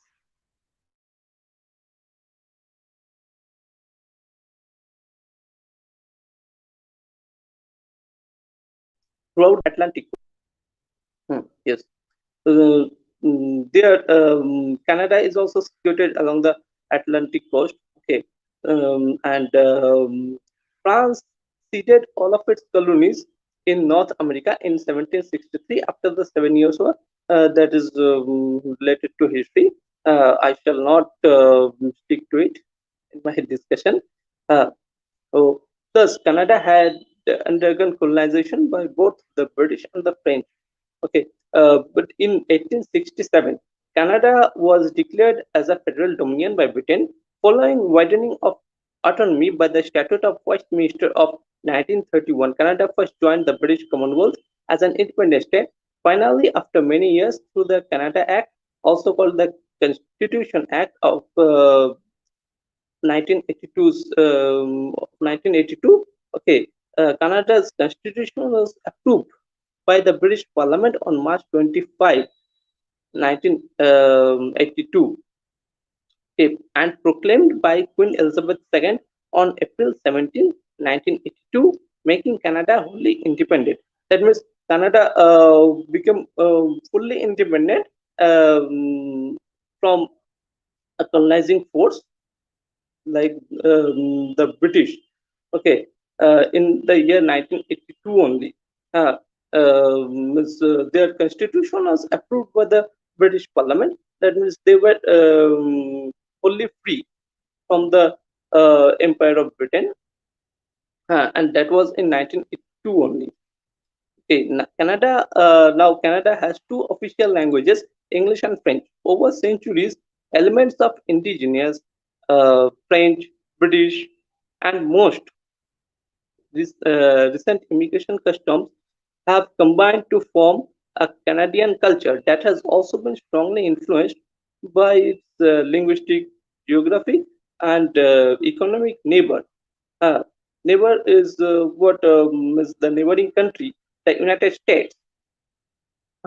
Canada's neighboring country is United States. United States is Canada's neighboring country, and so it also influences Canadian culture. It has a vast impact on Canada, and Americans are offshoots of British because actually America was inhabited by Red Indians, and later the British colonized America also. America was fully dominated by the British, who abandoned Britain and settled down in America.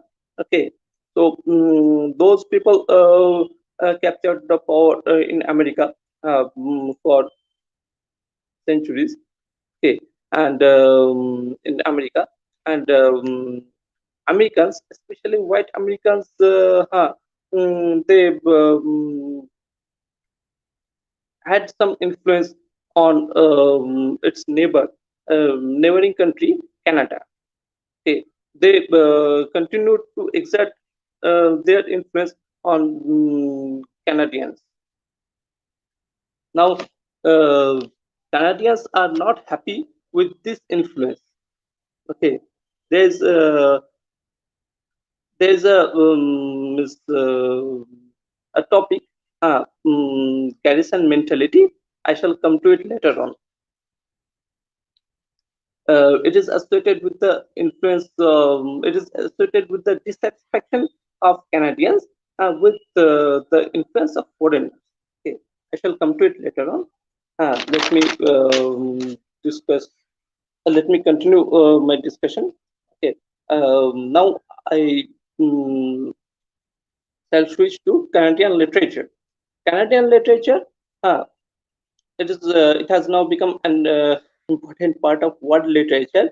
Okay, so world literature includes Commonwealth literature, and Canadian literature is an indispensable part of Commonwealth literature, as well as also of world literature. We have Margaret Atwood as the huge literary figure of Canadian literature, and she is also now a standing figure, a towering figure of world literature as well. She is a 2 times Booker awardee. Canadian literature may be divided into 2 parts, somewhat like a tree with 2 great roots. Okay, one root is the deeply buried culture of France. The other is just as deeply buried in the traditions of England. Okay, one part of Canadian literature is written in French, the other in English, but the branches of this tree are purely Canadian. So Canada's literature has its own characteristic, okay, which distinguishes itself from the foreign influences, the British and the French. Okay, Canada's literature, whether written in English or French, often reflects the Canadian perspective on nature. Nature is an important part. It's an important characteristic as well as an indispensable feature found in Canadian literature. Okay, in Margaret Atwood surfacing, we'll find that Margaret Atwood portrays nature, the beautiful natural landscape of Canada. She was a native of northern Quebec, and here in surfacing, the unnamed narrator also returns to her native place in northern Quebec after many years, and with the help of the unnamed narrator, who acts as the mouthpiece of Margaret Atwood, she displays the beautiful scenery of Canada. Okay, comprising lakes, mountains, and vast greenery around. Okay, now nature, then frontier life, and Canada's position in the world, all three of which tie into the Garrison mentality. Canada's ethnic and cultural diversity are reflected in its literature, with many of its most prominent writers focusing on ethnic life. These are not an exception to Margaret Atwood's writings as well. Okay.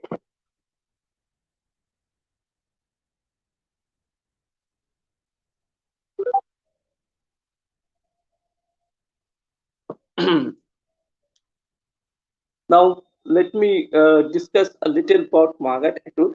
Okay, I want to highlight on Margaret Atwood's biography. Margaret Atwood, Margaret Eleanor Atwood, popularly known as Margaret Atwood, okay, is a Canadian writer, poet, critic, essayist, feminist, and social campaigner. She has, to her credit, the winning of two Booker awards. Okay, she won the Booker Prize twice. Once in 2000 for her novel The Blind Assassin, and the second for her novel The Testament. It was in 2009. So, born in Ottawa, Ontario, to Margaret Dorothy was her mother.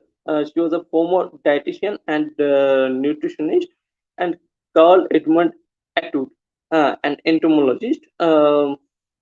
She was associated for many years with the landscape of northern Quebec in Canada. Okay. Due to her father's ongoing research in forest entomology, Margaret Atwood spent much of her childhood in the backwoods of northern Quebec and back and forth between Ottawa, Sault Ste. Marie, and Toronto. Okay, so Margaret Atwood তার জীবনের অনেকটাই অংশ আর কি কাটিয়েছেন, হ্যাঁ, কানাডার Quebec অঞ্চলে, এবং তার সারফেসিং যে নোবেলটা, ওকে, যে উপন্যাসটা, হ্যাঁ, তো সেখানে হচ্ছে তিনি ওইটাকে প্রতিফলিত করছেন। ওই মানে অন্নেব ন্যারেটর যে আছে, মানে যে মেইন ক্যারেক্টার সারফেসিং নোভেলে, ওকে, তার মধ্য দিয়ে সেই পুরো মানে দৃশ্য নর্দার্ন কুইবেকের আর কি যে সিনিক বিউটি, যে আর কি পারিপার্শ্বিক সৌন্দর্য, সেটাকে প্রতিফলিত করছে আননেম নাইটারের মাধ্যমে। তো garrison mentality. Now let me speak a little about Garrison mentality. It has become an indispensable part of Canadian literature. Okay, the Garrison mentality is a common theme associated with Canadian literature and Canadian cinema as well. The term Garrison mentality was first coined by literary critic Northrop Frye. Okay, it was coined by Northrop Frye. Okay, Northrop Frye is a myth critic, is associated with myth criticism. Okay, and it was coined by the myth critic Northrop Frye, and it was further explored by Margaret Atwood also. Okay, Margaret Atwood also explored this term, Garrison mentality, in her masterpiece novel Surfacing. We will witness this thing, Garrison mentality. I shall highlight this thing with a few dialogues, I mean portion of the text surfacing. Okay, so Margaret Atwood discussed Canada's preoccupation with the theme of survival in her book Survival is a book written by Margaret Atwood. Okay, she discussed about Garrison mentality in the book Survival, a thematic guide to Canadian literature. So this mentality, I mean Garrison mentality, is assumed to come from part of the Canadian identity that fears what the emptiness of the Canadian landscape, and it also fears the oppressiveness of other nations. Canada was under the influence of the British and also that of the French. Okay. In the text, okay, bearing the Garrison mentality, characters are always looking outward and are building metaphorical walls against the outside world. Okay, that means the outsiders. Margaret Atwood has reflected this Garrison mentality in her masterpiece novel Surfacing, where the unnamed narrator is not happy with the foreign influence prevalent in her native place in northern Quebec, as most of the local residents are French-speaking people and Americans are exerting their influence by means of intrusion, exploitation of natural resources, and use of their financial power. Okay, now I'd like to present a few lines from the text. Just keep patience, all of you.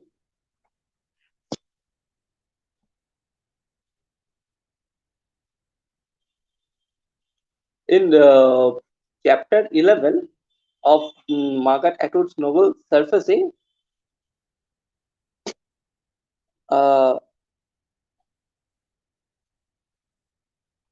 here are some lines. Okay. We walked to the land. He had taken out a pipe and was lighting it. I wondered if he was from the government. Paul here was telling me, he said, looking around for Paul, what a nice place you have. I mean, the unnamed narrator, she was in her native place in the northern Quebec area, and there means she has come along with her friends David and Anna, a couple, and her living partner, he is named Joe. Okay, so they are with him. They are with her. Sorry, please forgive me. They are with her at her native place. Okay, it's an island situated by the side of a lake. Okay, and Paul is the unnamed narrator's father's friend. Okay, her father isn't missing. Okay, so the narrator has come to trace her missing father. That's the other thing. Paul has brought along with him a foreigner, an American. He's named Bill Mamstrong. Okay, now saying Bill Armstrong, saying Bill Mamstrong along with Paul, the unnamed narrator writes these lines. We walked to the land. He had taken out a pipe and was lighting it. I wondered if he was from the government. Means she wondered if that person, that unknown person, Mamstrong, Bill Mamstrong, was from the government. That means she was having some irritation. Okay, with the presence of that American. So Paul here was telling me, he said, that means Armstrong said, looking around for Paul. He was looking around for Paul. What a nice place you have. That person tells her, okay, now it's my father's. I said, that means I is the unnamed narrator here. The unnamed narrator, the mouthpiece, as well as the alter ego of Margaret Atwood, which I believe so. She is saying, it's my father's. She asserts that this island is my father's. That means she understands that this person, that American, Bill Armstrong, is having some intention. He has come to the island with some intention relating to that island, and she is asserting it's my father's, that it is her father's island. So again, I shall go on to the next line. Okay, his face drooped into the appropriate downward curve. If he had been wearing a hat, he would have taken it off. Ah, yes, he said, a tragedy. I distrusted him. I could not place the accent. The name sounded German. Now, the narrator of Surfacing, she writes, I distrusted him. Okay, so she distrusts that American person named Bill Armstrong. Okay, so as he is a foreigner, he is an unknown person to the narrator, and she's feeling quite uneasy with his presence in the island. Okay, now she again writes. She again says, "Where are you from?" I asked, trying to be polite. She inquires where he is from. Okay, though she knows that, though she has come to know that that person is an American. Okay, so as a foreigner, now these things attest to that uh, Canadians are dissatisfied with the foreign influence, with the influence of the Americans. British actually left them many years ago. Okay, Canada was declared a federal dominion, but influence of the Americans continued um, since then. Since the 1931, and it continued later on. Okay, till they attained full-fledged independence from the British. Okay, Americans were also exerting their influence on the Canadians. Uh, I shall read a few more lines from Surfacing. I must admit that's in the same chapter. Okay, so I must admit that I have already seen it. We have had our eye on this piece for quite some time. I have been coming up here to fish for years and have taken the liberty, when no one seemed to be here, of having a stroll around. As this person now, he says that he has come to view the island, to enjoy the beauty of this island, to fish here. He has been fishing here in the island. Okay, um, so Canadians have a common hobby, that is fishing, going out for fishing. So this person, the American Bill Armstrong, he is also saying that he has been coming up here to fish for years. Okay, he gave a small harangue, a word of good social standing caught in the act. Then he named a prize that meant I could forget about Quebec folktales and children's books and everything else, at least for a while. Now, see, the unnamed writer is actually a freelance artist. Okay, she has been working on illustration of a fairy tales book. She's an artist. Okay, she gets paid for that. Huh.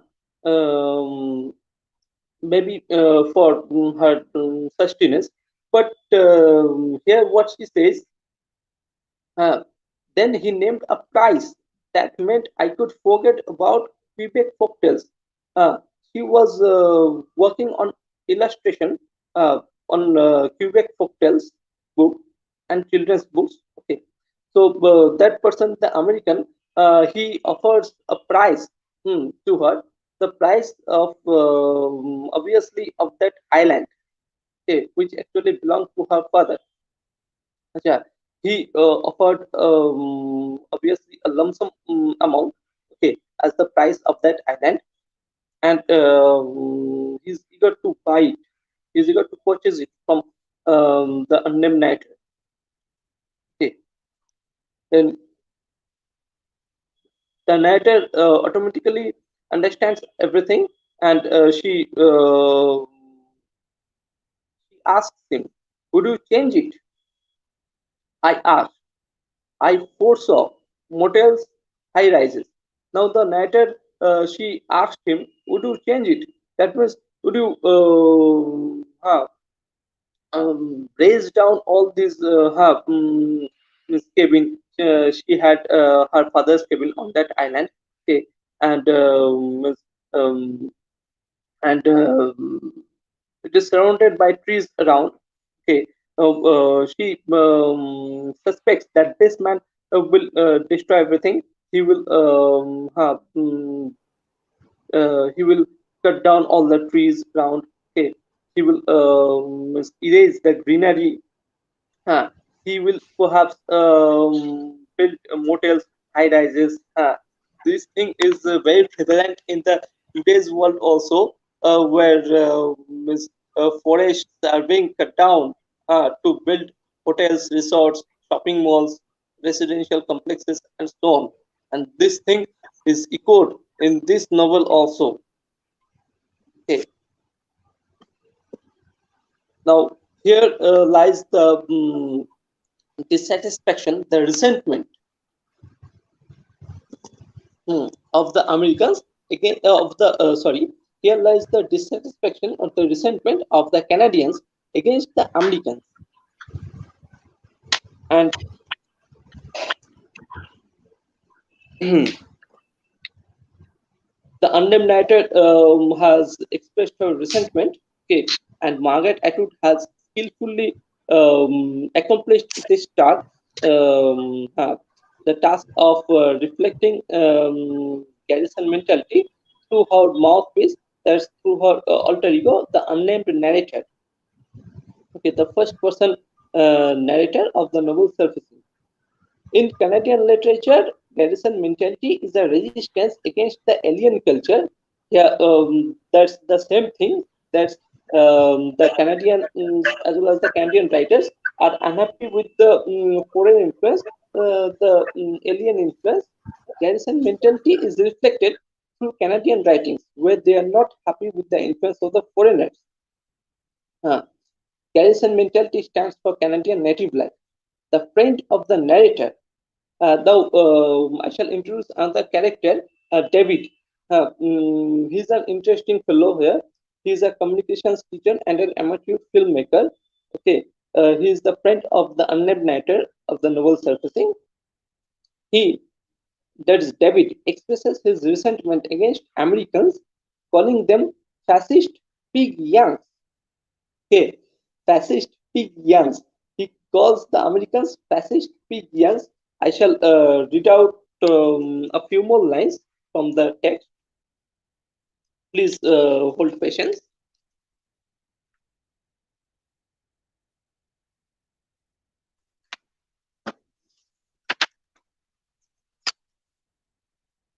Now, the narrator, along with her friends, David and David's wife Anna, and the narrator's living partner Joe, okay,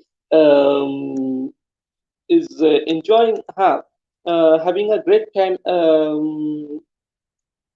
in the afternoon on the island, and they're enjoying the scenic beauty around.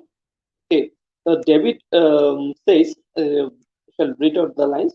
This is great. David says, it's better than in the city. If we could only kick out the fascist pigeons and the capitalists, this would be a neat country.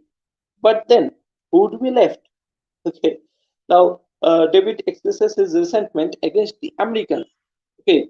The foreigners, they're exerting their influence by means of intrusion, exploitation of natural resources, and use of financial power. Okay.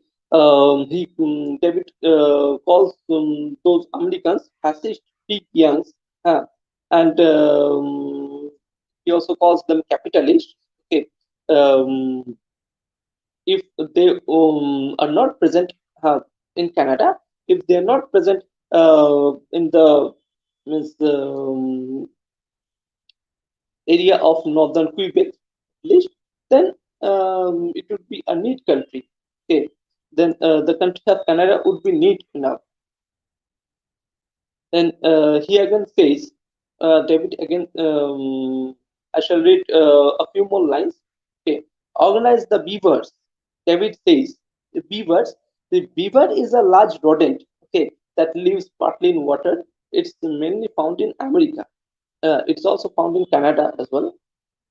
Okay, so organize the beavers. David says, hew them to pieces. It is the only way. This young stockbroker is going along Bay Street, and weavers ambush him, drop on him from a telephone pole, jump, jump, and it's all over. You heard about the latest American flag. 9 weavers pissing on a frog. Now David is making fun of Americans. He has been making fun of the Americans. Okay, first he called them fascist pigeons. He called them capitalists, and now he's comparing Americans with beavers. Okay, kind of rodent. Okay, uh, and a picture came to his mind regarding the passing of an young. Young means Y-A-N-K. Young is an informal term. It means American. Okay. So a thought regarding an American or a young stockbroker passing along Bay Street, okay, comes to the mind of David, and he says that yeah, this young stockbroker is going along Bay Street, and the beavers ambush him. Means, the beavers will attack him in ambush. Okay, they will drop on him from a telephone pole. Okay, and chomp chomp, and it's all over. That young the young will be completely done with. This is how David, the unnamed narrator's friend David, makes fun of the Americans. Okay, he expresses his resentment against the Americans. This is what Garrison mentality is. Margaret Atwood has skillfully shown Garrison mentality in her novel Surfacing. These are the few lines which I have read and tried to make all of you understand as per my capability. Okay.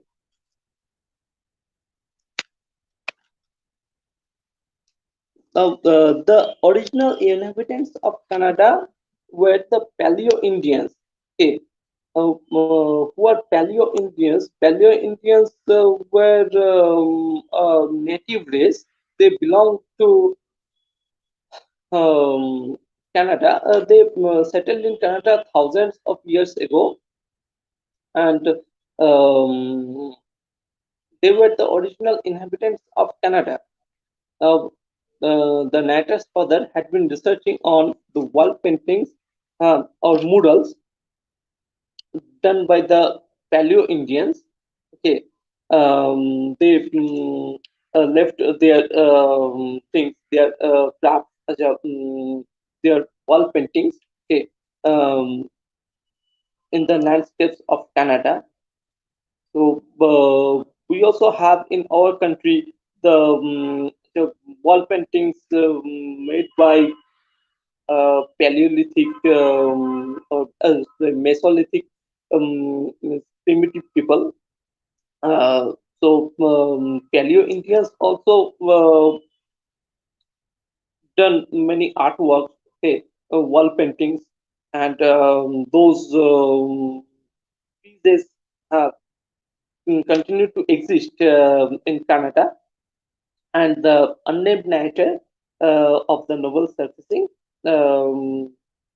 she says that her father had been researching on those wall paintings or cave paintings or murals done by the Paleo Indians, who were the primitive people of, or the aboriginals of Canada.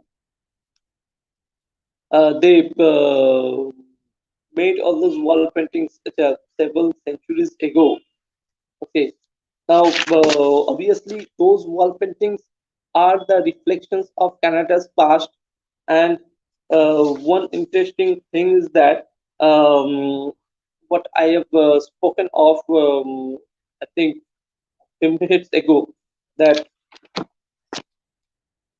Frantz Fanon, okay, Frantz Fanon said that the first step for colonized people should the finding of a voice and an identity.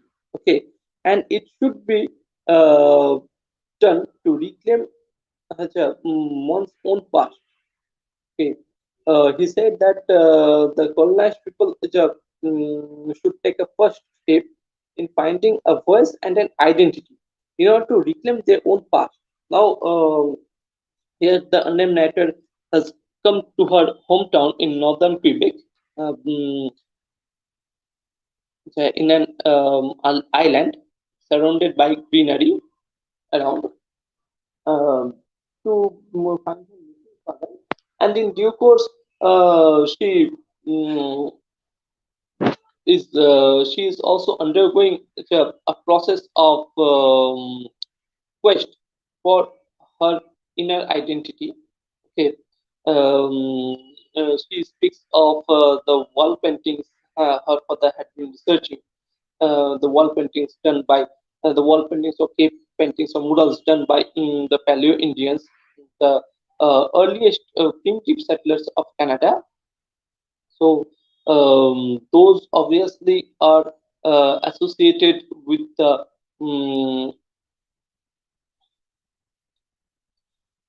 past history of Canada, and the inhabitants of Canada, Canada's original dwellers, such as the unnamed narrator. Okay, so she's undergoing a process of her inner quest. She tries to find her missing father, and in due course, she also finds her inner self. She is in the process of quest for an identity, quest for the history of her past, of her past generation and ancestry. Okay, so in the novel Surfacing, a swimmer surfaces, and as she does, her lungs are filled with air, not water. Um, so the unnamed narrator is skillful in diving. We know diving is a water sport. Okay, so she dives into the lake water, um, to find out any clue for her missing father, and there obviously she sees many things. Okay, perhaps inside the lake there are some wall paintings her father has been searching on, and she finds a dead body which she believes it to be of any child. Okay, and she had to abort her baby which she conceived earlier, um, due to an affair with her art teacher. Okay, so the title Surfacing is metaphorically significant in that it represents rebirth when reawakening occurs, but one has got to dive down prior to reawakening. Like the other novels of Margaret Atwood, Surfacing is primarily concerned with the movement into the subterranean region. Subterranean region, obviously, it is the subconscious of one's mind. Okay, human memory is divided into conscious and subconscious. Okay, we also say unconscious, but unconscious and subconscious are almost the same. We can also call subconscious subterranean. The protagonist of this novel is an unnamed woman. I spoke of her earlier. She's the unnamed character. She's the unnamed narrator of the novel Surfacing, and she's the mouthpiece as well as the alter ego of Margaret Atwood, who dives downward to know about human history, her own past, and psyche. Okay, she dives. She takes dive into the water.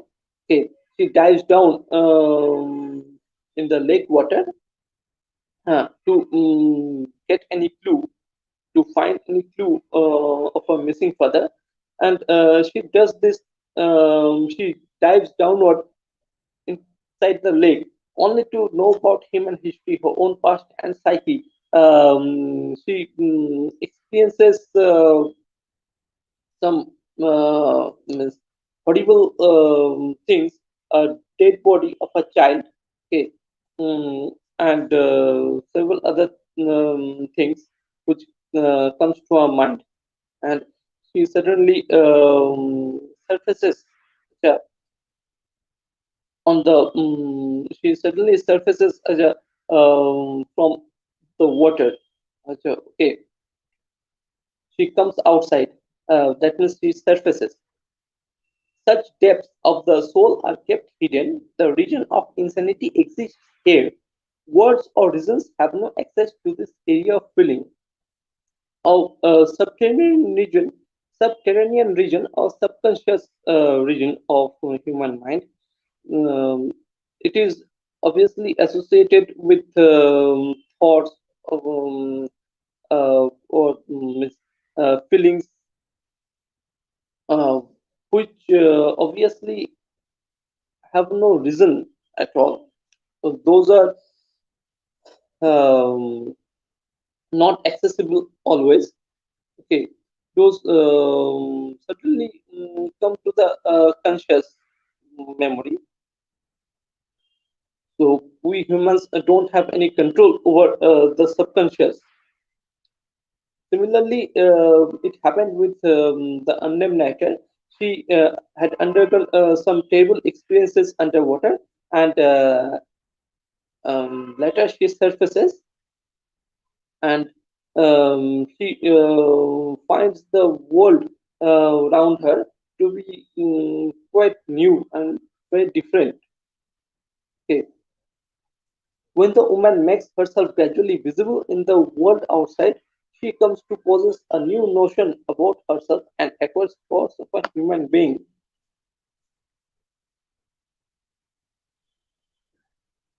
She had undergone many terrible experiences underwater, and now she's a completely changed being. Uh, though later it will be revealed that that body which she saw underwater will turn out to be that of her dead father. Okay, but anyway, she is not concerned about it.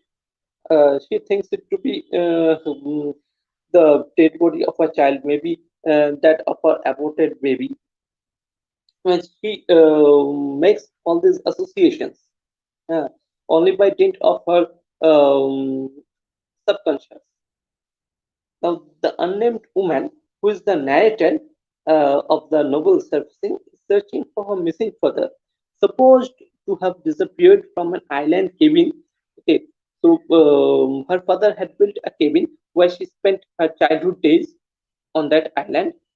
Okay, um, the unnamed woman is the narrator. Okay, and she is searching for her missing father, who is supposed to have disappeared from an island cabin in the bleak bush of northern Quebec, where he lived a solitary life.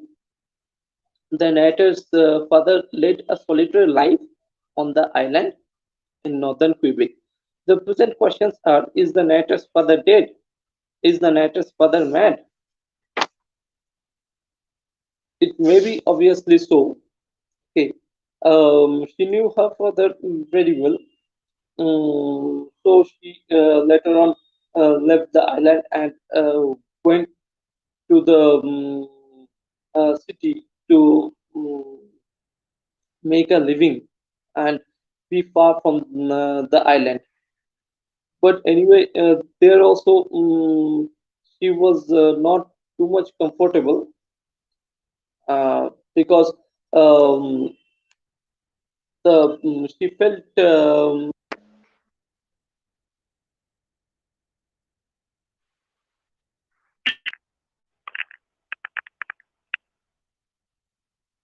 hello.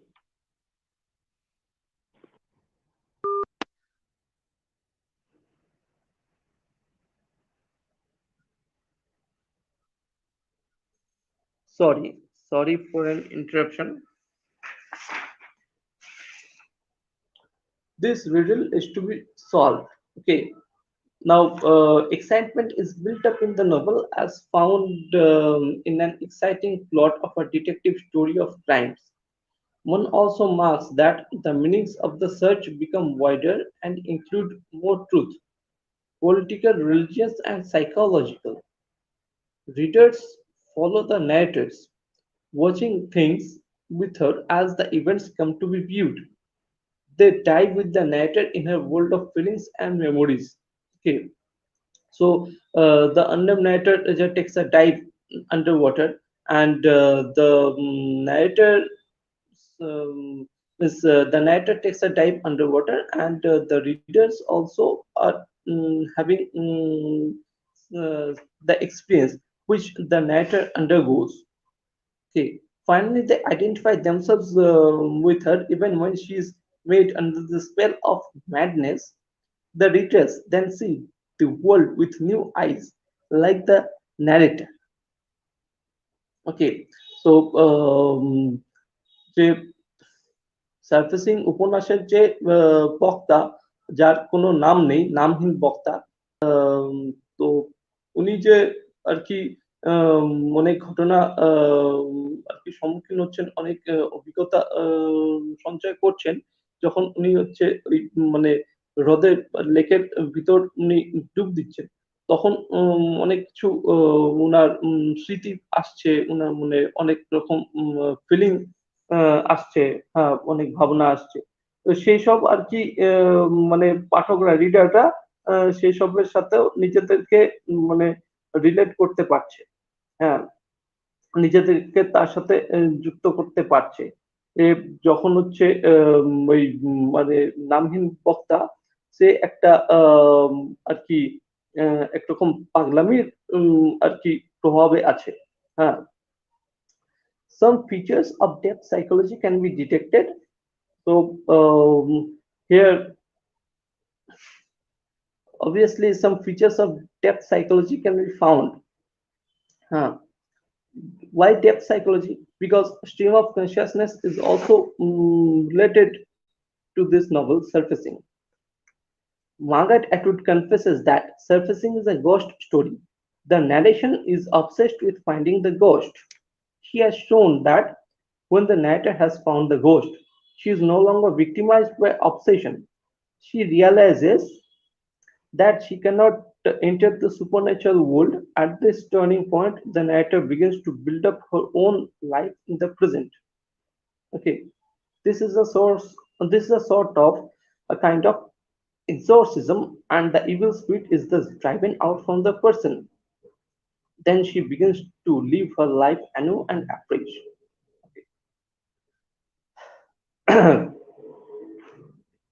There are some traits of stream of consciousness technique employed in the novel Surfacing.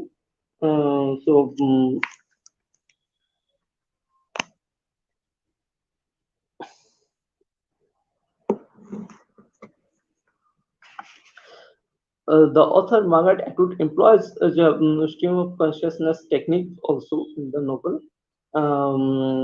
And in stream of consciousness technique, many feelings, multitudinous feelings and thoughts will pass the mind of the narrator or any character. Okay, as it happens here also. Okay, our mind, our human mind is like a stream, an endless stream, where a lot of feelings of various types, okay, will pass on. Okay, I can make you understand Bengali also. Okay, মানুষের মন হচ্ছে একটা মানে অন্তহীন স্রোতের মতো হবে, যেখানে অনেক রকম ধরনের ভাবনা চিন্তা একসাথে প্রবাহিত হবে, মানে চেতনা প্রবাহ হবে, অনেক মানে রকমের ভাবনা চিন্তা প্রবাহ হতে থাকবে, হ্যাঁ। তো স্ট্রিম অফ কনসিয়াসনেসে সেটাই হয়। এখানেও মার্গারেট অ্যাটউডের উপন্যাস সারফেসিংয়ে সেটা দেখা গেছে। এখন তার মধ্যে বেশি ঢুকতে যাব না, তাহলে অনেক সময় অতিবাহিত হয়ে যাবে। While the nameless narrator makes her journey to her childhood home in the forest region of northern Canada, she speaks of border country, the border between English and French Canada. Now see, Canada is a country where there are both English and French speakers.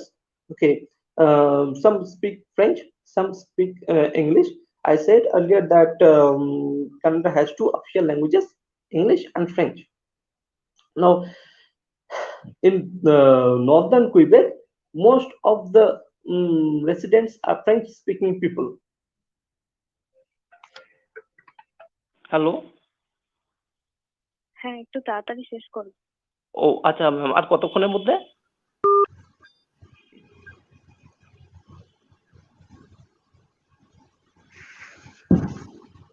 The borderland is actually the manifestation of national schizophrenia. This has infected the local characters metaphorically, so they need to maintain balance between sanity and insanity, between truth and falsehood. Again, the novel surfacing is a border country in that it is situated between poem and novel, okay, myth and realism, scriptural text and political declaration. This balance is found to exist between generic worlds, okay, and it is nearly perfect.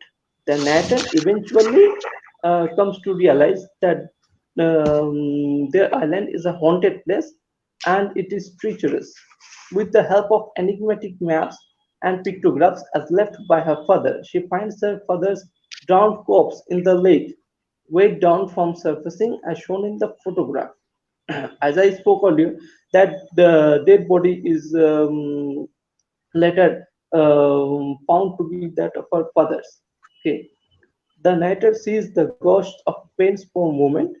After the resolution of the mystery, she leaves for the city where she has been staying. Okay, now here she undergoes a process of revelation of herself. Okay, she tries to understand her origin.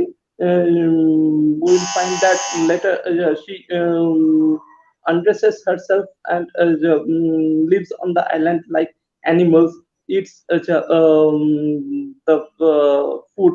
fruits and vegetables available in the forests. Okay, she burns down her father's cabin. Okay, these all things happen. She tries to find her inner self. These all things which happen in surfacing. Now, with all these words, I would like to conclude my discussion here. It's all about what I had to speak about my topic. Thank you. Thanks to everybody. Thank you, Arghya. Thank you. Now we would proceed towards a question and answer session. I would request Bashobi to please conduct the question and answer session. I think we have few questions for Professor Bhattacharjee. Bashobi, please proceed with that.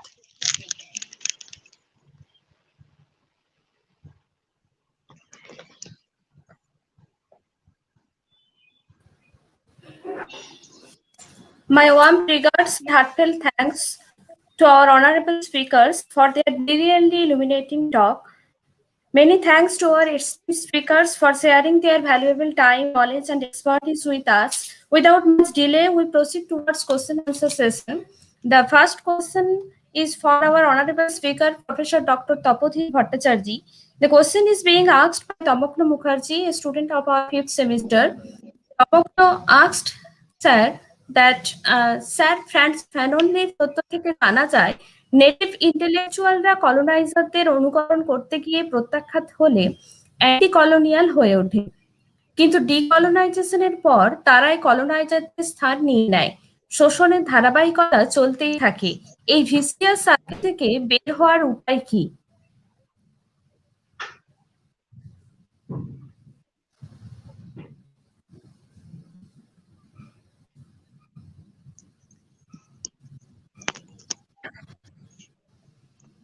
question is for Dr. Tapodhir Bhattacharjee, sir.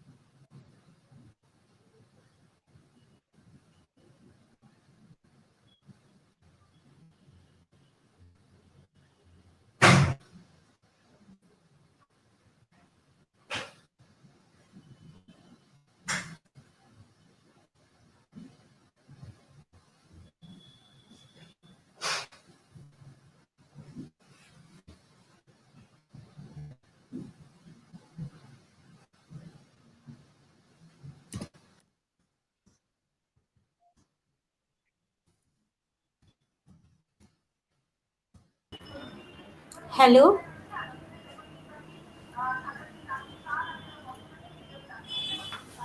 Hello. Am I audible? Yes, yes. Dr. Bhattacharjee is not in the studio. Oh.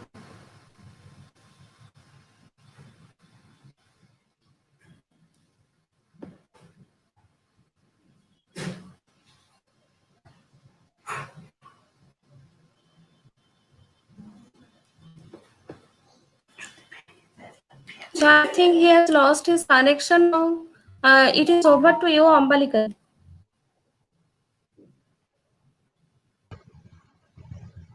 Yeah, I think he has lost his connection, and all our questions are basically for Professor Bhattacharjee only. Should we proceed towards a vote of thanks? Yes. Okay.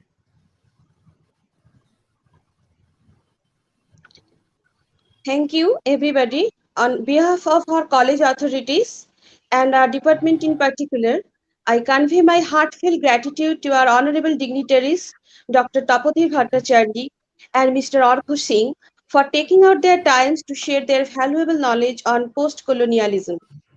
I would like to thank to our honorable principal, sir, Dr. Prasanta Bhattacharya, whose continuous encouragement has made this webinar successful.